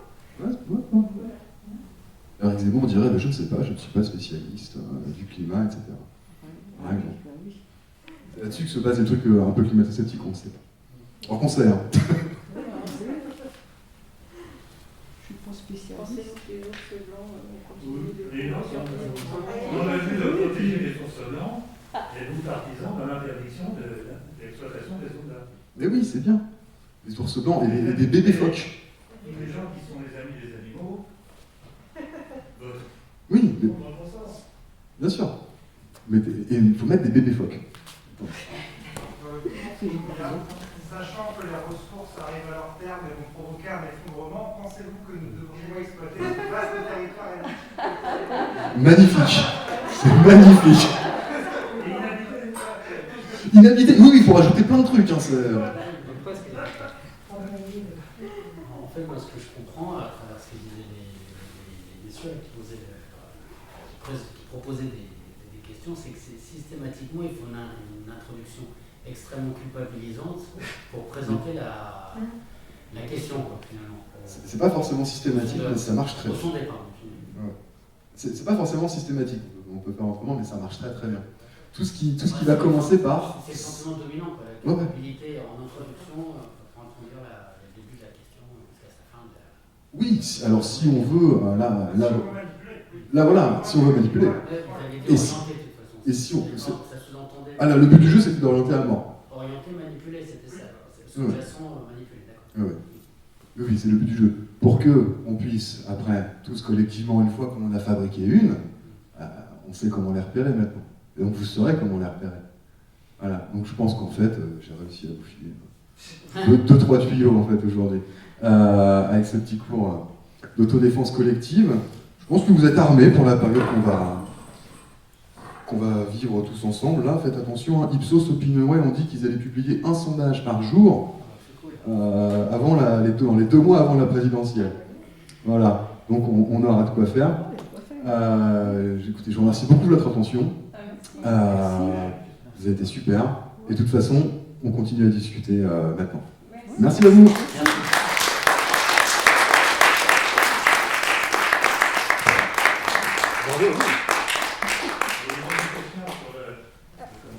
Si on crée une base de données aléatoire sur les gens qui tirés au sort, mais malgré tout, l'heure à laquelle on va téléphoner aux gens change les choses, parce que si vous appelez à 3h de l'après-midi, vous allez tomber sur des retraités ou sur des inactifs. Donc déjà, avoir vraiment quelque chose de significativement aléatoire, ça va être très difficile. Ouais, ça a été un gros problème, effectivement ça, quand les sondages étaient faits majoritairement par téléphone, effectivement. Aujourd'hui, ils sont faits par Internet, ce qui pose d'autres problèmes. Mais ils ont s'est aperçu qu'il y avait une surreprésentation, effectivement, de femmes au foyer. En fait, tout simplement. Et que du coup, c'était dur d'avoir des travailleurs et des travailleuses.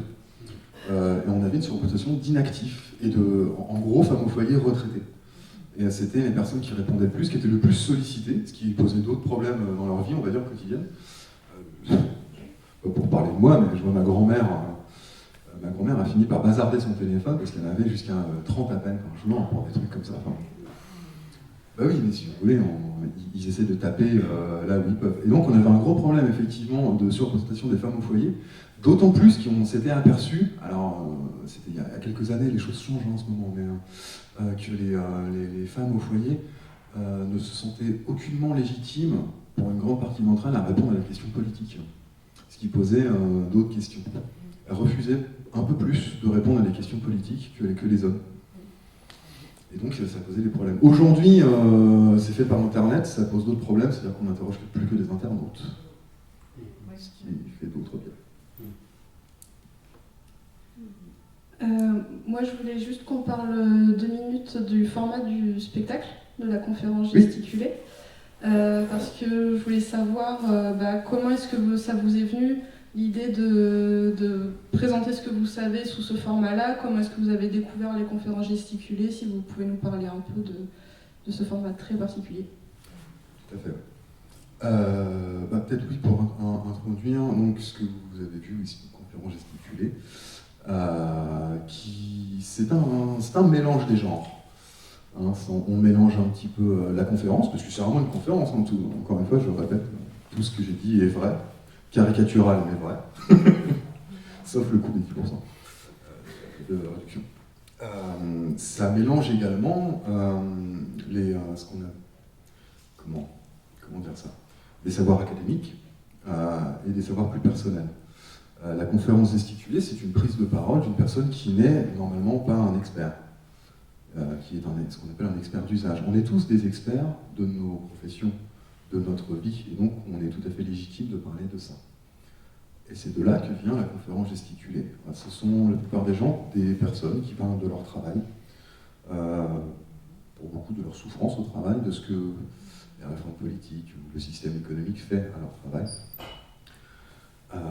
Et donc elles vont raconter ça, ces personnes, avec des éléments biographiques, tout simplement comme j'ai fait. Je me suis assis au bureau, j'ai reçu un coup de téléphone, ils vont vous expliquer ça. Et elles vont mélanger ça avec des savoirs plus académiques, parce qu'on fait quand même des recherches pour ça. Donc on lit des sociologues, des revues, des livres d'experts, vraiment. Et donc on appelle ça mélanger les savoirs chauds, c'est-à-dire les choses qui viennent de l'expérience personnelle, et les savoirs froids, donc plus reposés, les savoirs d'experts. Est-ce que Franck Lepage, la personne qui a un peu créé ce type de choses, dit qu'un savoir chaud, quand il rencontre un savoir froid, ça ne fait pas un savoir tiède. Une masse d'air chaud, quand ça rencontre une masse d'air froid, ça fait un orage. Donc voilà, la conférence titulée, c'est un mélange de tout ça. Moi, j'ai rencontré Franck Lepage pour la première fois, je ne me rappelle plus, mais ça fait quelques années, ça doit faire 5 ou 6 ans. Et c'était dans un spectacle à côté de chez moi, qui est génial, qui tourne plus, c'est très dommage. Le spectacle était une histoire des conquêtes sociales depuis le gouvernement d'union après la guerre, et le programme du Conseil national de la résistance, jusqu'à aujourd'hui, à travers la lecture d'une fiche de paye, tout simplement. Ils ont une fiche de paye géante sur la scène, et en fait, ils vous expliquent comment ça se lit, en fait, parce qu'on a tous reçu, certainement, et on ne sait pas trop ce qu'il y a dessus, c'est SG, toutes les cotisations, et en fait, il vous apprend c'est pas 3 heures, je crois, mais il vous apprend en 3 heures à lire cette fiche de paye, et c'était brillant. Il y a une participation du public, on se marrait, on était émus sur l'histoire de ces gens qui avaient pu forger la sécurité sociale, ces choses-là. Et moi, je suis tombé amoureux du format, effectivement, et je me suis dit, là, pour faire passer des trucs un peu compliqués, je pense que c'est une superbe forme, effectivement, à faire. Et si ça vous intéresse, et si vous ne connaissez pas encore Franck Lepage, vous pouvez voir tous ses spectacles sur YouTube, ils sont tous en ligne, les Incultures. Ouais, les Incultures, ouais. Alors, ils les ont sortis en DVD pendant un moment, mais ouais, ils sont tous sur YouTube. Vous embêtez pas à trouver les DVD. Allez voir ça après ce soir chez vous. Et je voulais aussi le signaler que vous avez une chaîne YouTube que vous avez créée il n'y a pas longtemps qui s'appelle Parlons Chiffres. Oui, effectivement. Pendant le confinement, je m'embêtais et je ne pouvais pas tourner cette conférence. Donc j'ai mis sur pied une chaîne YouTube, donc Parlons Chiffres. Abonnez-vous, mettez la cloche. Et dans laquelle je fais un petit peu ça, en moins gesticulé, on va dire. En vidéo, ça dure entre 10 et 20 minutes, ça dépend, sur des sujets variés, et on fait le même travail de décryptage des utilisations, de ce que j'appelle les utilisations abusives. Si je ne veux pas parler de manipulation, parce qu'il n'y a pas forcément des manipulations qui sont volontaires, cyniques, si vous voulez, c'est peut-être que les gens, en fait, ils ne comprennent pas trop ce qu'ils manipulent quand ils manipulent des chiffres, et ça m'avait frappé quand j'avais regardé les conférences de presse du jeudi avec Castex, Véran, et puis le mec de l'hôpital, là, je sais plus. Ils montraient des graphiques, des chiffres, et en fait, ils savaient pas trop de quoi ils parlaient, les gars, quoi. Et ça se voyait, ils pédalaient dans la semoule. Donc ma première vidéo, c'était là-dessus, effectivement. Il y avait des erreurs dans les graphiques, c'était très très drôle. Si c'était pas dramatique, ça aurait été drôle.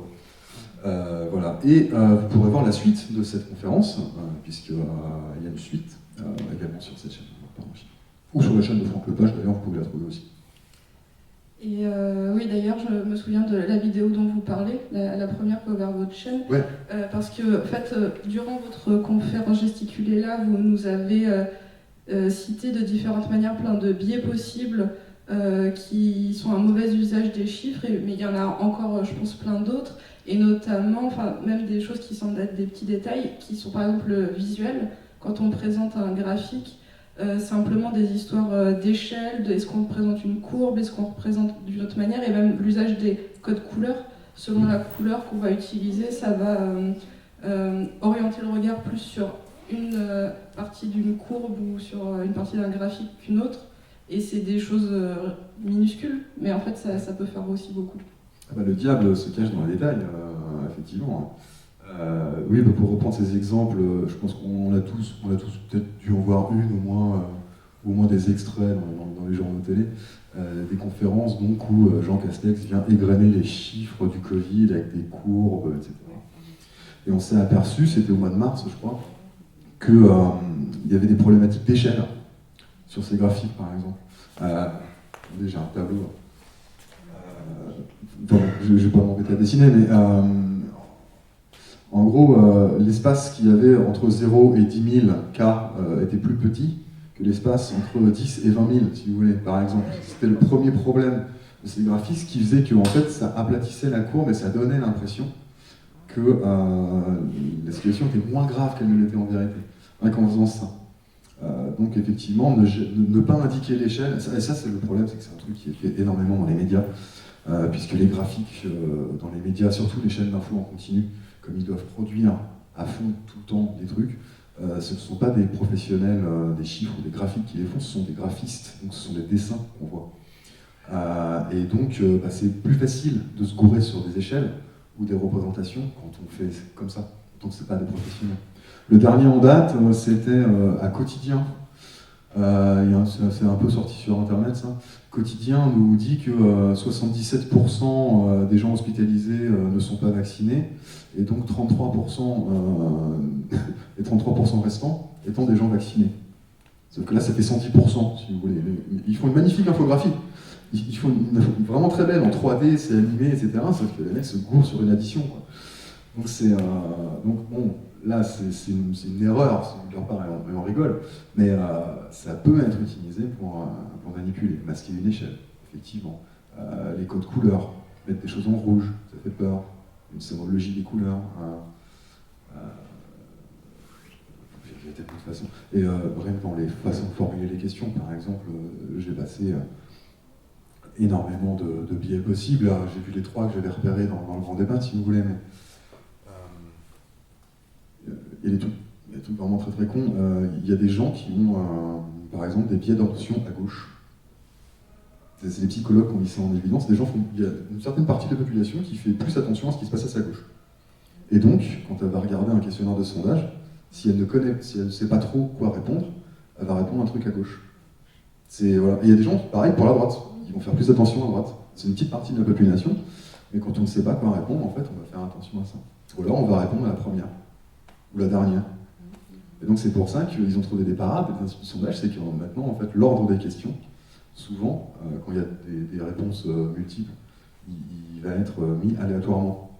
Personne ne verra la même, pour éviter ce genre de trucs, par exemple. Des trucs aussi bêtes que ça, physiologiques, quasiment. C'est le fonctionnement du cerveau, quoi.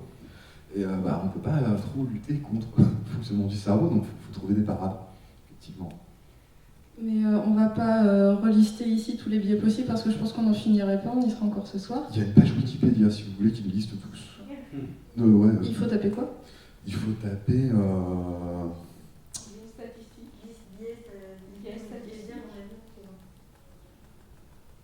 Oh mince, je sais plus ce que j'avais tapé.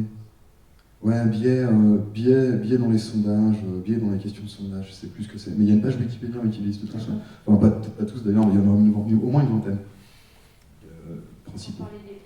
Oui, biais cognitifs. Biais cognitif. Biais cognitif dans Wikipédia, vous allez vous amuser. D'accord. Mais c'est un peu déprimant tout ça.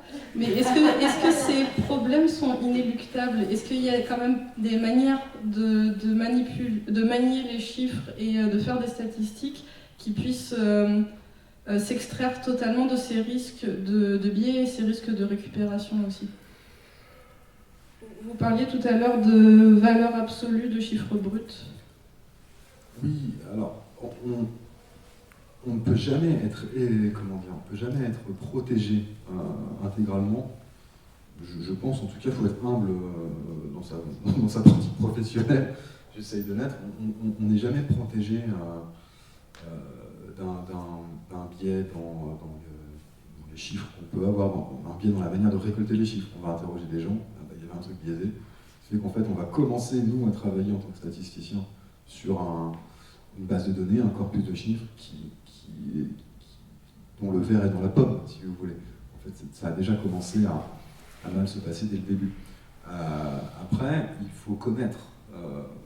Je dirais que pour s'en prémunir, le mieux, c'est toujours la connaissance. Il faut connaître ces biais, toutes les façons qu'on peut avoir, même nous, avec nos présupposés personnels, d'influencer une analyse, par exemple. Donc pour ça, se faire relire par des pairs, par des collègues, c'est primordial pour pouvoir aller vers l'objectivité. L'objectivité totale n'existe certainement pas, ça reste un idéal à atteindre, donc il faut connaître ces biais cognitifs, effectivement. Ça ne dit pas qu'on peut y échapper, mais ça permet de se poser un peu et de prendre un peu de recul et d'y faire plus attention, en tout cas. Après, il ne faut pas que ça déprime. C'est normal, c'est du fonctionnement humain, donc il faut faire avec. C'est comme ça. En sciences sociales, la sociologie, la psychologie fonctionne beaucoup sur des enquêtes par questionnaire, même le recensement de la population, je veux dire. Vous voyez, il faut quand même avoir un minimum de confiance, effectivement, dans sa technique, dans les garde-fous qu'on peut mettre en œuvre, mais notamment dans le cadre scientifique universitaire ou des grands instituts de recherche qui sont là pour ça, qui ont des vrais garde-fous professionnels, parce que sinon on met en question le résultat du recensement des populations. Si vous voulez, on remet tout en question, quoi.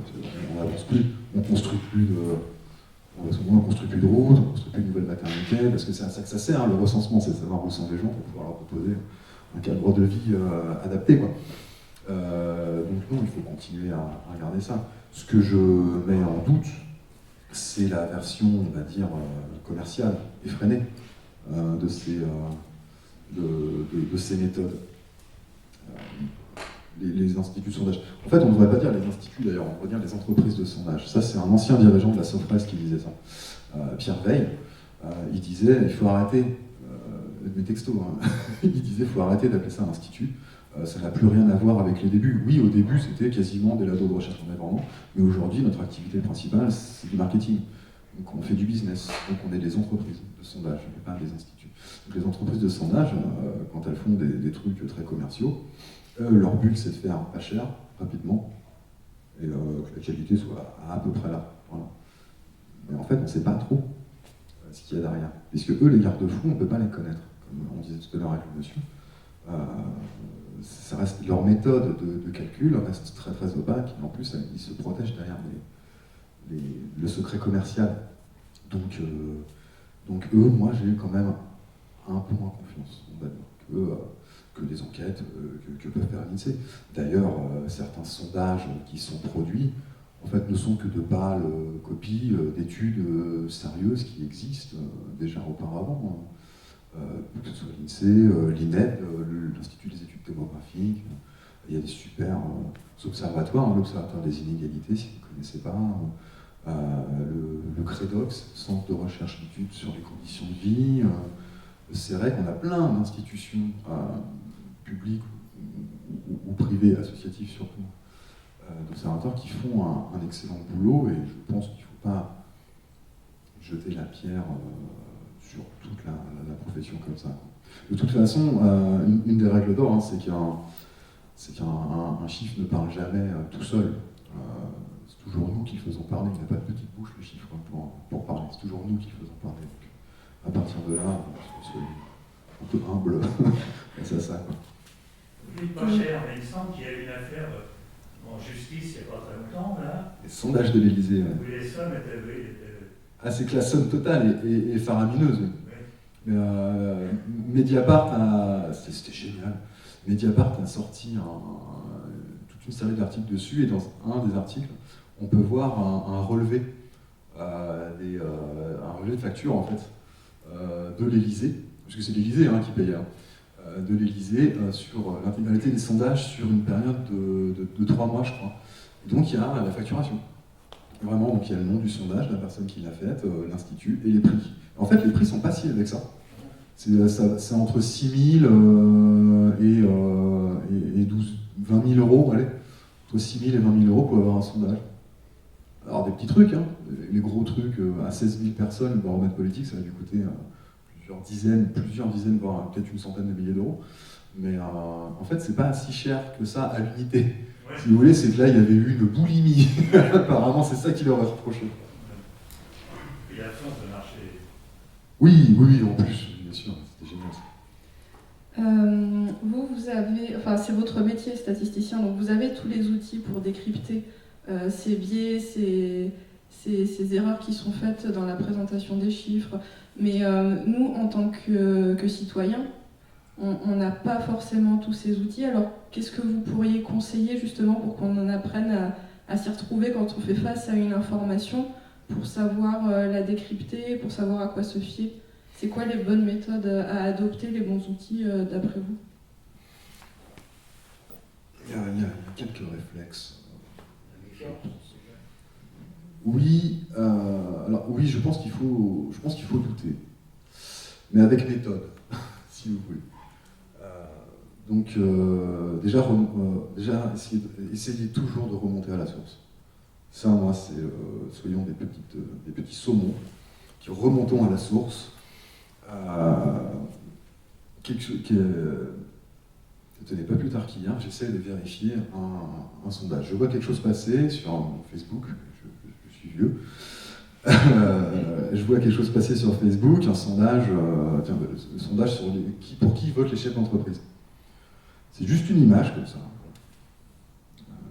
Alors je vois, sondage OpinionWay, pourtant, je ne retrouve pas le truc. Je vais chez OpinionWay pour retrouver le rapport d'études. Et donc là, j'ai toutes les informations. Moi, c'est mon premier conseil, c'est essayer de remonter à la source. Alors le problème, c'est que c'est pas toujours facile, que ça prend du temps. Donc il faut connaître les lieux, mais je pense aussi que la qualité de l'information qu'on a repose aussi un peu sur ça.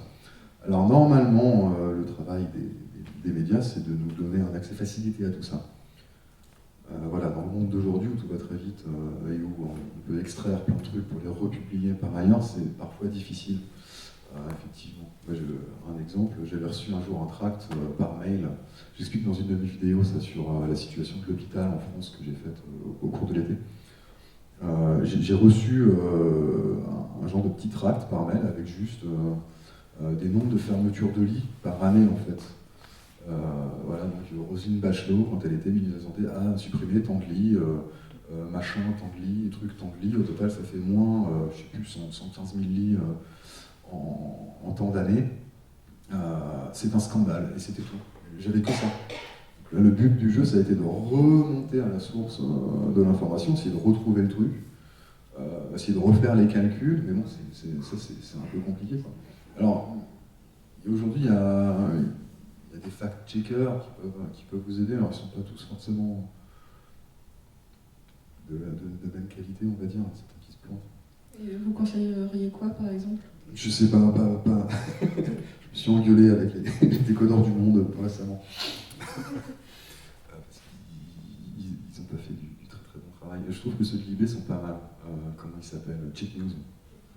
Je crois jusqu'ici, ils m'ont pas déçu, mais les décodeurs, ils m'ont gonflé. Je travaille en ce moment sur les inégalités de salaire entre les hommes et les femmes. Et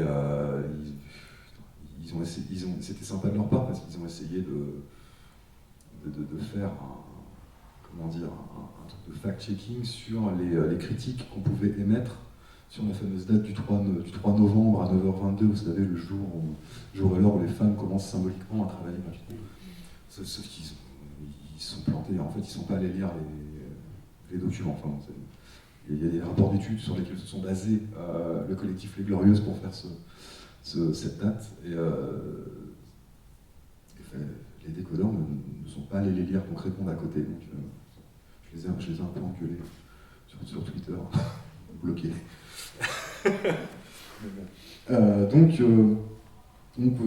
Oui, toujours essayer de remonter à la source. Le coût des 3 points de marge d'erreur, je le présente comme une blague. En fait, ça n'est pas une.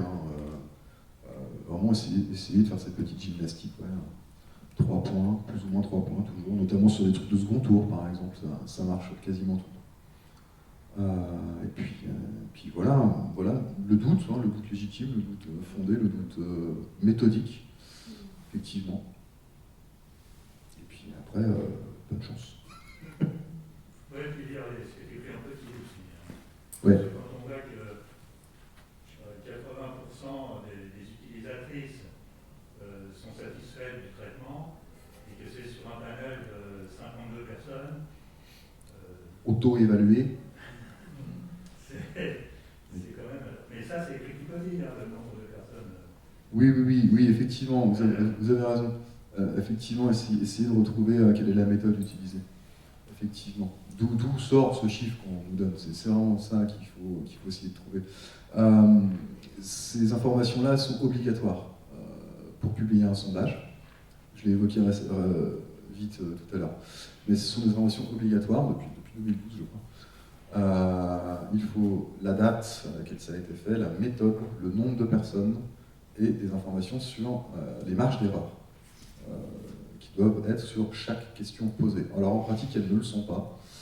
En pratique, ce qu'on vous donne, c'est un tableau de correspondance. Et donc on vous dit, s'il y a eu tant de personnes interrogées et que les résultats, c'est 50%, hop, c'est un tableau à double entrée, et vous regardez, et ça vous fait 3 points de marge d'erreur, par exemple. Mais après, c'est à vous de faire la gymnastique. C'est ça, je trouve que c'est normal.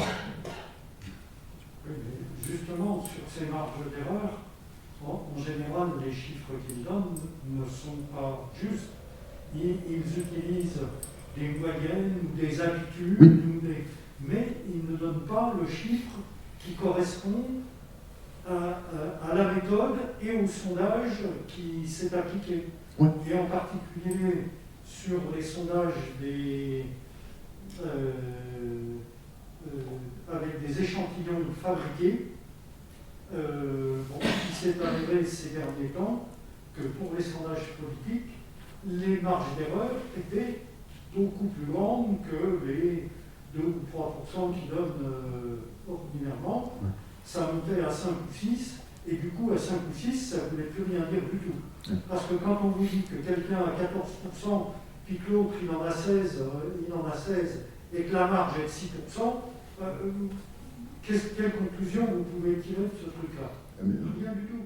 Moi, un truc avec une marge à 6%, professionnellement, je ne publie même pas. En fait. C'est exactement, c'est pas publiable. On va interroger plus de gens pour la faire baisser. Exactement. Effectivement, récemment, ça s'est beaucoup posé ça comme question, notamment dans les sondages politiques, pour les élections, les intentions de vote, notamment parce que il y a beaucoup d'instituts, d'entreprises de sondage qui se sont mis à changer un petit peu la manière de calculer les intentions de vote.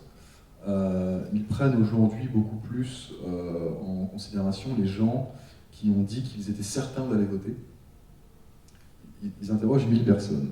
Parmi ces 1000 personnes, ils en trouvent 600 qui disent « Ouais, moi j'irai voter, c'est sûr ». Alors, ils doivent même en trouver moins que ça, mais bon. Mettons 600. Et bien en fait, les marges d'erreur vont être sur ces 600-là et pas sur les 1000, donc ça fait mécaniquement, effectivement, augmenter la marge d'erreur. Et en plus, ils font des tas rectification à leur initiative en fonction du nombre de personnes, des catégories, disons, socio-professionnelles, entre guillemets, des personnes. Donc, finalement, ça veut quasiment plus rien dire du tout. Oui, parce que chaque fois on réduit. Et en plus, vous avez tout à fait raison de parler des catégorisations. Les sondages d'opinion aujourd'hui font 4 catégorisations. La profession, les catégories socio-professionnelles, comme on dit, l'âge, avec des tranches d'âge, il y a quoi, le sexe, bien sûr, les hommes et les femmes, et le lieu de résidence. Voilà, et donc ça, pour eux, ça suffit à décrire la complexité, si vous voulez, de la société française. On ne prend pas, par exemple, le niveau de diplôme, alors qu'il y a, par exemple, le niveau d'éducation, alors qu'il y a beaucoup de sociologues qui ont démontré que c'était un déterminant énorme dans le choix des gens pour qui on va voter, en fait, dans l'expression politique, par exemple. Et il y en a certainement d'autres. Par exemple, d'enfants, par exemple. Par exemple, d'enfants, effectivement. Donc ça reste à, il ne faut pas déprimer, parce que tout ça reste à affiner, reste à améliorer, je pense. Je pense que les gens, on en parlait tout à l'heure, mais je pense que les gens qui travaillent dans ces instituts-là, ils ont envie de faire du bon travail. Voilà, il faut être charitable aussi, il y a un principe. Il faut être charitable avec eux, c'est des gens qui, c'est pas des gens cyniques, il y en a peut-être 2 ou 3 qui se travaillent, il y a Jean-Marc, mais Jean-Marc il est mort, donc, voilà. Mais ils veulent vraiment, je pense, ces gens-là faire du bon taf. C'est ce qui en est fait après, qui les réduit à les caricatures que vous venez de voir. C'est la logique économique qui prend le dessus, c'est dommage. Parce que ça prendrait peut-être plus de temps, ça serait plus coûteux si on faisait les choses de manière intentionnée, enfin sérieuse, entre guillemets. Sauf qu'on va dire, ouais, tu me fais chier, moi je peux faire 10 sondages au lieu de 5. Ouais, c'est ça. Mais c'est comme un peu beaucoup d'autres domaines, l'hôpital, l'éducation, où en gros on priorise la logique économique, bien sûr. L'économique à la quantité à la qualité. Et ils ne tiennent pas compte des votes blancs. Parce qu'il y a des gens qui veulent aller voter, qui vont dire moi je vais voter blanc, mais parce que aucun candidat convient. Dans les sondages, on ne voit jamais les intentions de. Enfin, en gros, on dit ouais, tu me proposes une liste, mais moi, il n'y en a aucun qui m'intéresse. Ouais. C'est tout à fait bas. C'est l'équivalent des ne se prononce pas. Ouais, mais il y a une différence entre, à la limite, ne se prononce pas et parce que j'ai absolument rien à foutre. Et il y a se prononce pas parce que j'aimerais m'intéresser davantage, mais là, je suis désolé, il n'y a personne qui m'intéresse. C'est comme quand il en reste que 2 à la fin. Je suis persuadé que la plupart des gens se disent bon, je vote pour celui qui est le moins pire. Par défaut. Par défaut. Et au même titre que les votes blancs vont à celui qui a les intentions majoritaires au moment du C'est-à-dire que, je ne sais pas si vous avez observé, là, depuis 2-3 élections présidentielles, les votes blancs sont plus identifiés. Ils apparaissent plus, alors que forcément il y en a eu au premier ou au deuxième tour. Ce que j'en ai su, c'est que par exemple au premier tour, on imagine qu'il y a le peloton de tête, donc du premier et du deuxième candidat qui va aller au deuxième tour évidemment, et ben c'est pour le premier candidat du deuxième tour qu'on va donner ces votes blancs. Alors que normalement ces votes blancs, il y a une orientation pour personne. Les votes blancs sont comptabilisés à part, mais ne sont pas inclus dans le scrutin. Mais on compte, on sait combien ils sont plus comptés avec les bulletins annulés ou les bulletins qui sont non valides. Ils sont comptés à part. Voilà, l'information que j'ai eue, c'est pour être déposés à part en préfecture. Donc on sait combien de votes blancs il y a. Mais ils ne sont pas donnés aux gens. Moi c'est l'information que j'avais eue. C'est qu'on les donne un peu. J'ai pas les dernières élections, mais j'ai travaillé dans des bureaux de vote. Et j'ai fait du. Voilà. Celui qui a le pourcentage le plus fort au premier tour. Et pareil au deuxième tour, quel pourcentage le plus fort? Oui. On ne donne pas les bulletins blancs. On sait c'est assez nouveau. Il y a quelques années, les bulletins blancs, c'était avec les bulletins annulés. 2-3 élections. Maintenant, on sait, c'est pas plus en dans le scrutin, mais on sait combien de bulletins blancs on a dans les par bureau de vote. Ouais, mais c'est dans les procès-verbaux qu'on remplit, ça prend en considération. On compte le nombre de. Peut-être que ce que je dis est faux pour le coup, mais ça prend en considération quand même ces votes. Alors ça n'est pas pris en considération, c'est ça le souci. On sait juste aujourd'hui combien il y a de bulletins. Mais ce n'est pas pris en considération dans le vote. Est-ce qu'il y aurait une dernière question avant qu'on arrête la séance? Oui.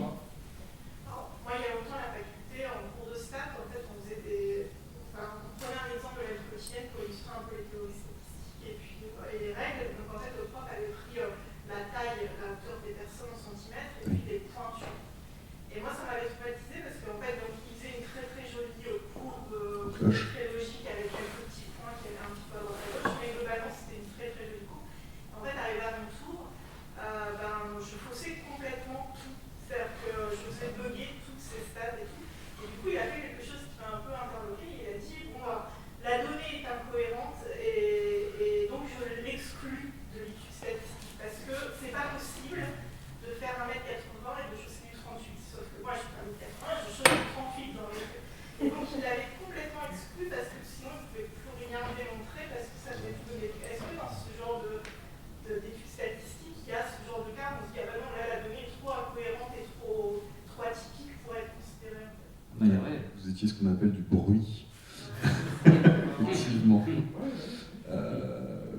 Oui, alors normalement on n'est pas aussi extrémiste que ça. Là je pense qu'il voulait démontrer quelque chose d'assez simple, votre professeur, mais oui, on y fait super attention, même en fait, aux valeurs qu'on va appeler aberrantes, en tout cas inhabituelles.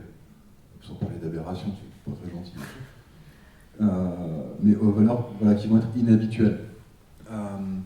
Un des premiers trucs qu'on fait, on peut connaître ça par cœur, c'est d'étudier les paramètres ce qu'on appelle les paramètres de dispersion.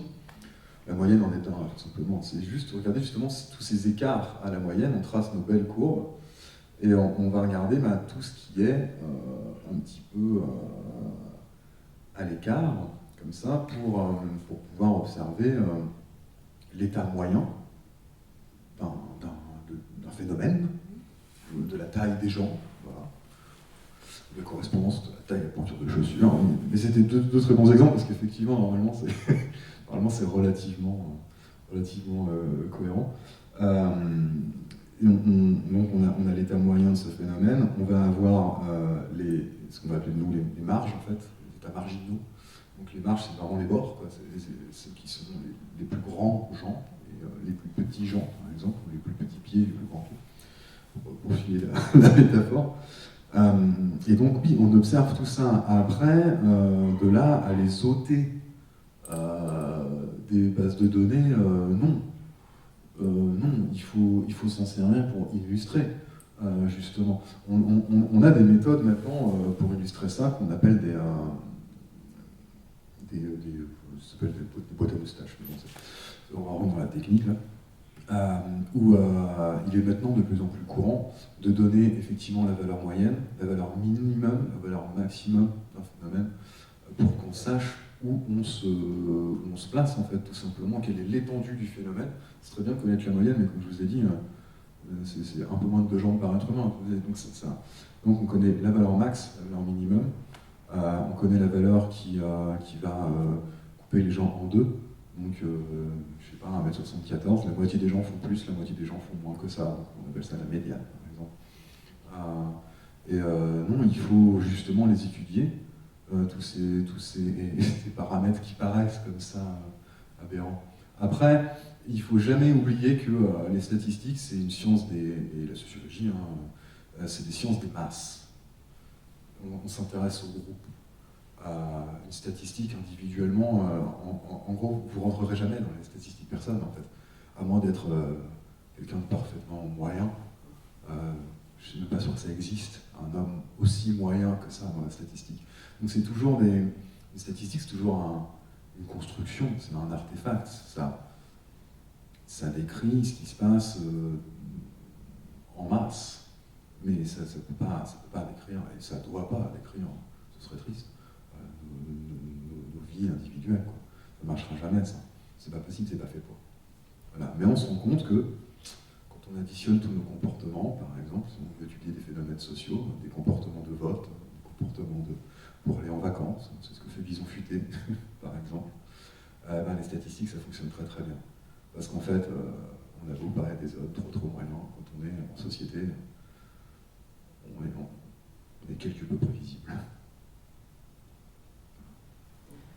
Merci beaucoup. Merci. Merci de votre invitation, merci à vous. Merci beaucoup, M. Johan Charlet, d'être venu jusqu'à nous. Il est quand même venu de Poitiers aujourd'hui pour faire ce spectacle. Merci à vous pour votre présence et puis votre participation qui est très précieuse. Je vais juste ajouter que la prochaine séance Penser à la société, ce ne sera pas tout de suite, ce sera le 12 mars 2022, donc, à 15h dans la même salle. Ce sera sur les théories du complot. On va inviter Marie Pelletier, qui est historienne et spécialiste du complotisme, et il y aura peut-être Sylvain Cavalier, qui est youtubeur, qui a la chaîne YouTube Le Débunker des Étoiles, et c'est lui-même un ancien complotiste. Donc dans ses vidéos, il parle de ça et il essaie de décrypter ce fonctionnement de pensée. Si c'est pas lui, ce sera quelqu'un d'autre. Là, comme c'est dans un peu longtemps, on est en train d'organiser la séance. En tout cas, ils seront a priori 2, et puis je pense que ça va être très intéressant aussi. Voilà, donc on vous en reparlera en temps voulu, mais vous êtes bien sûr invités. Merci encore et à bientôt. Merci.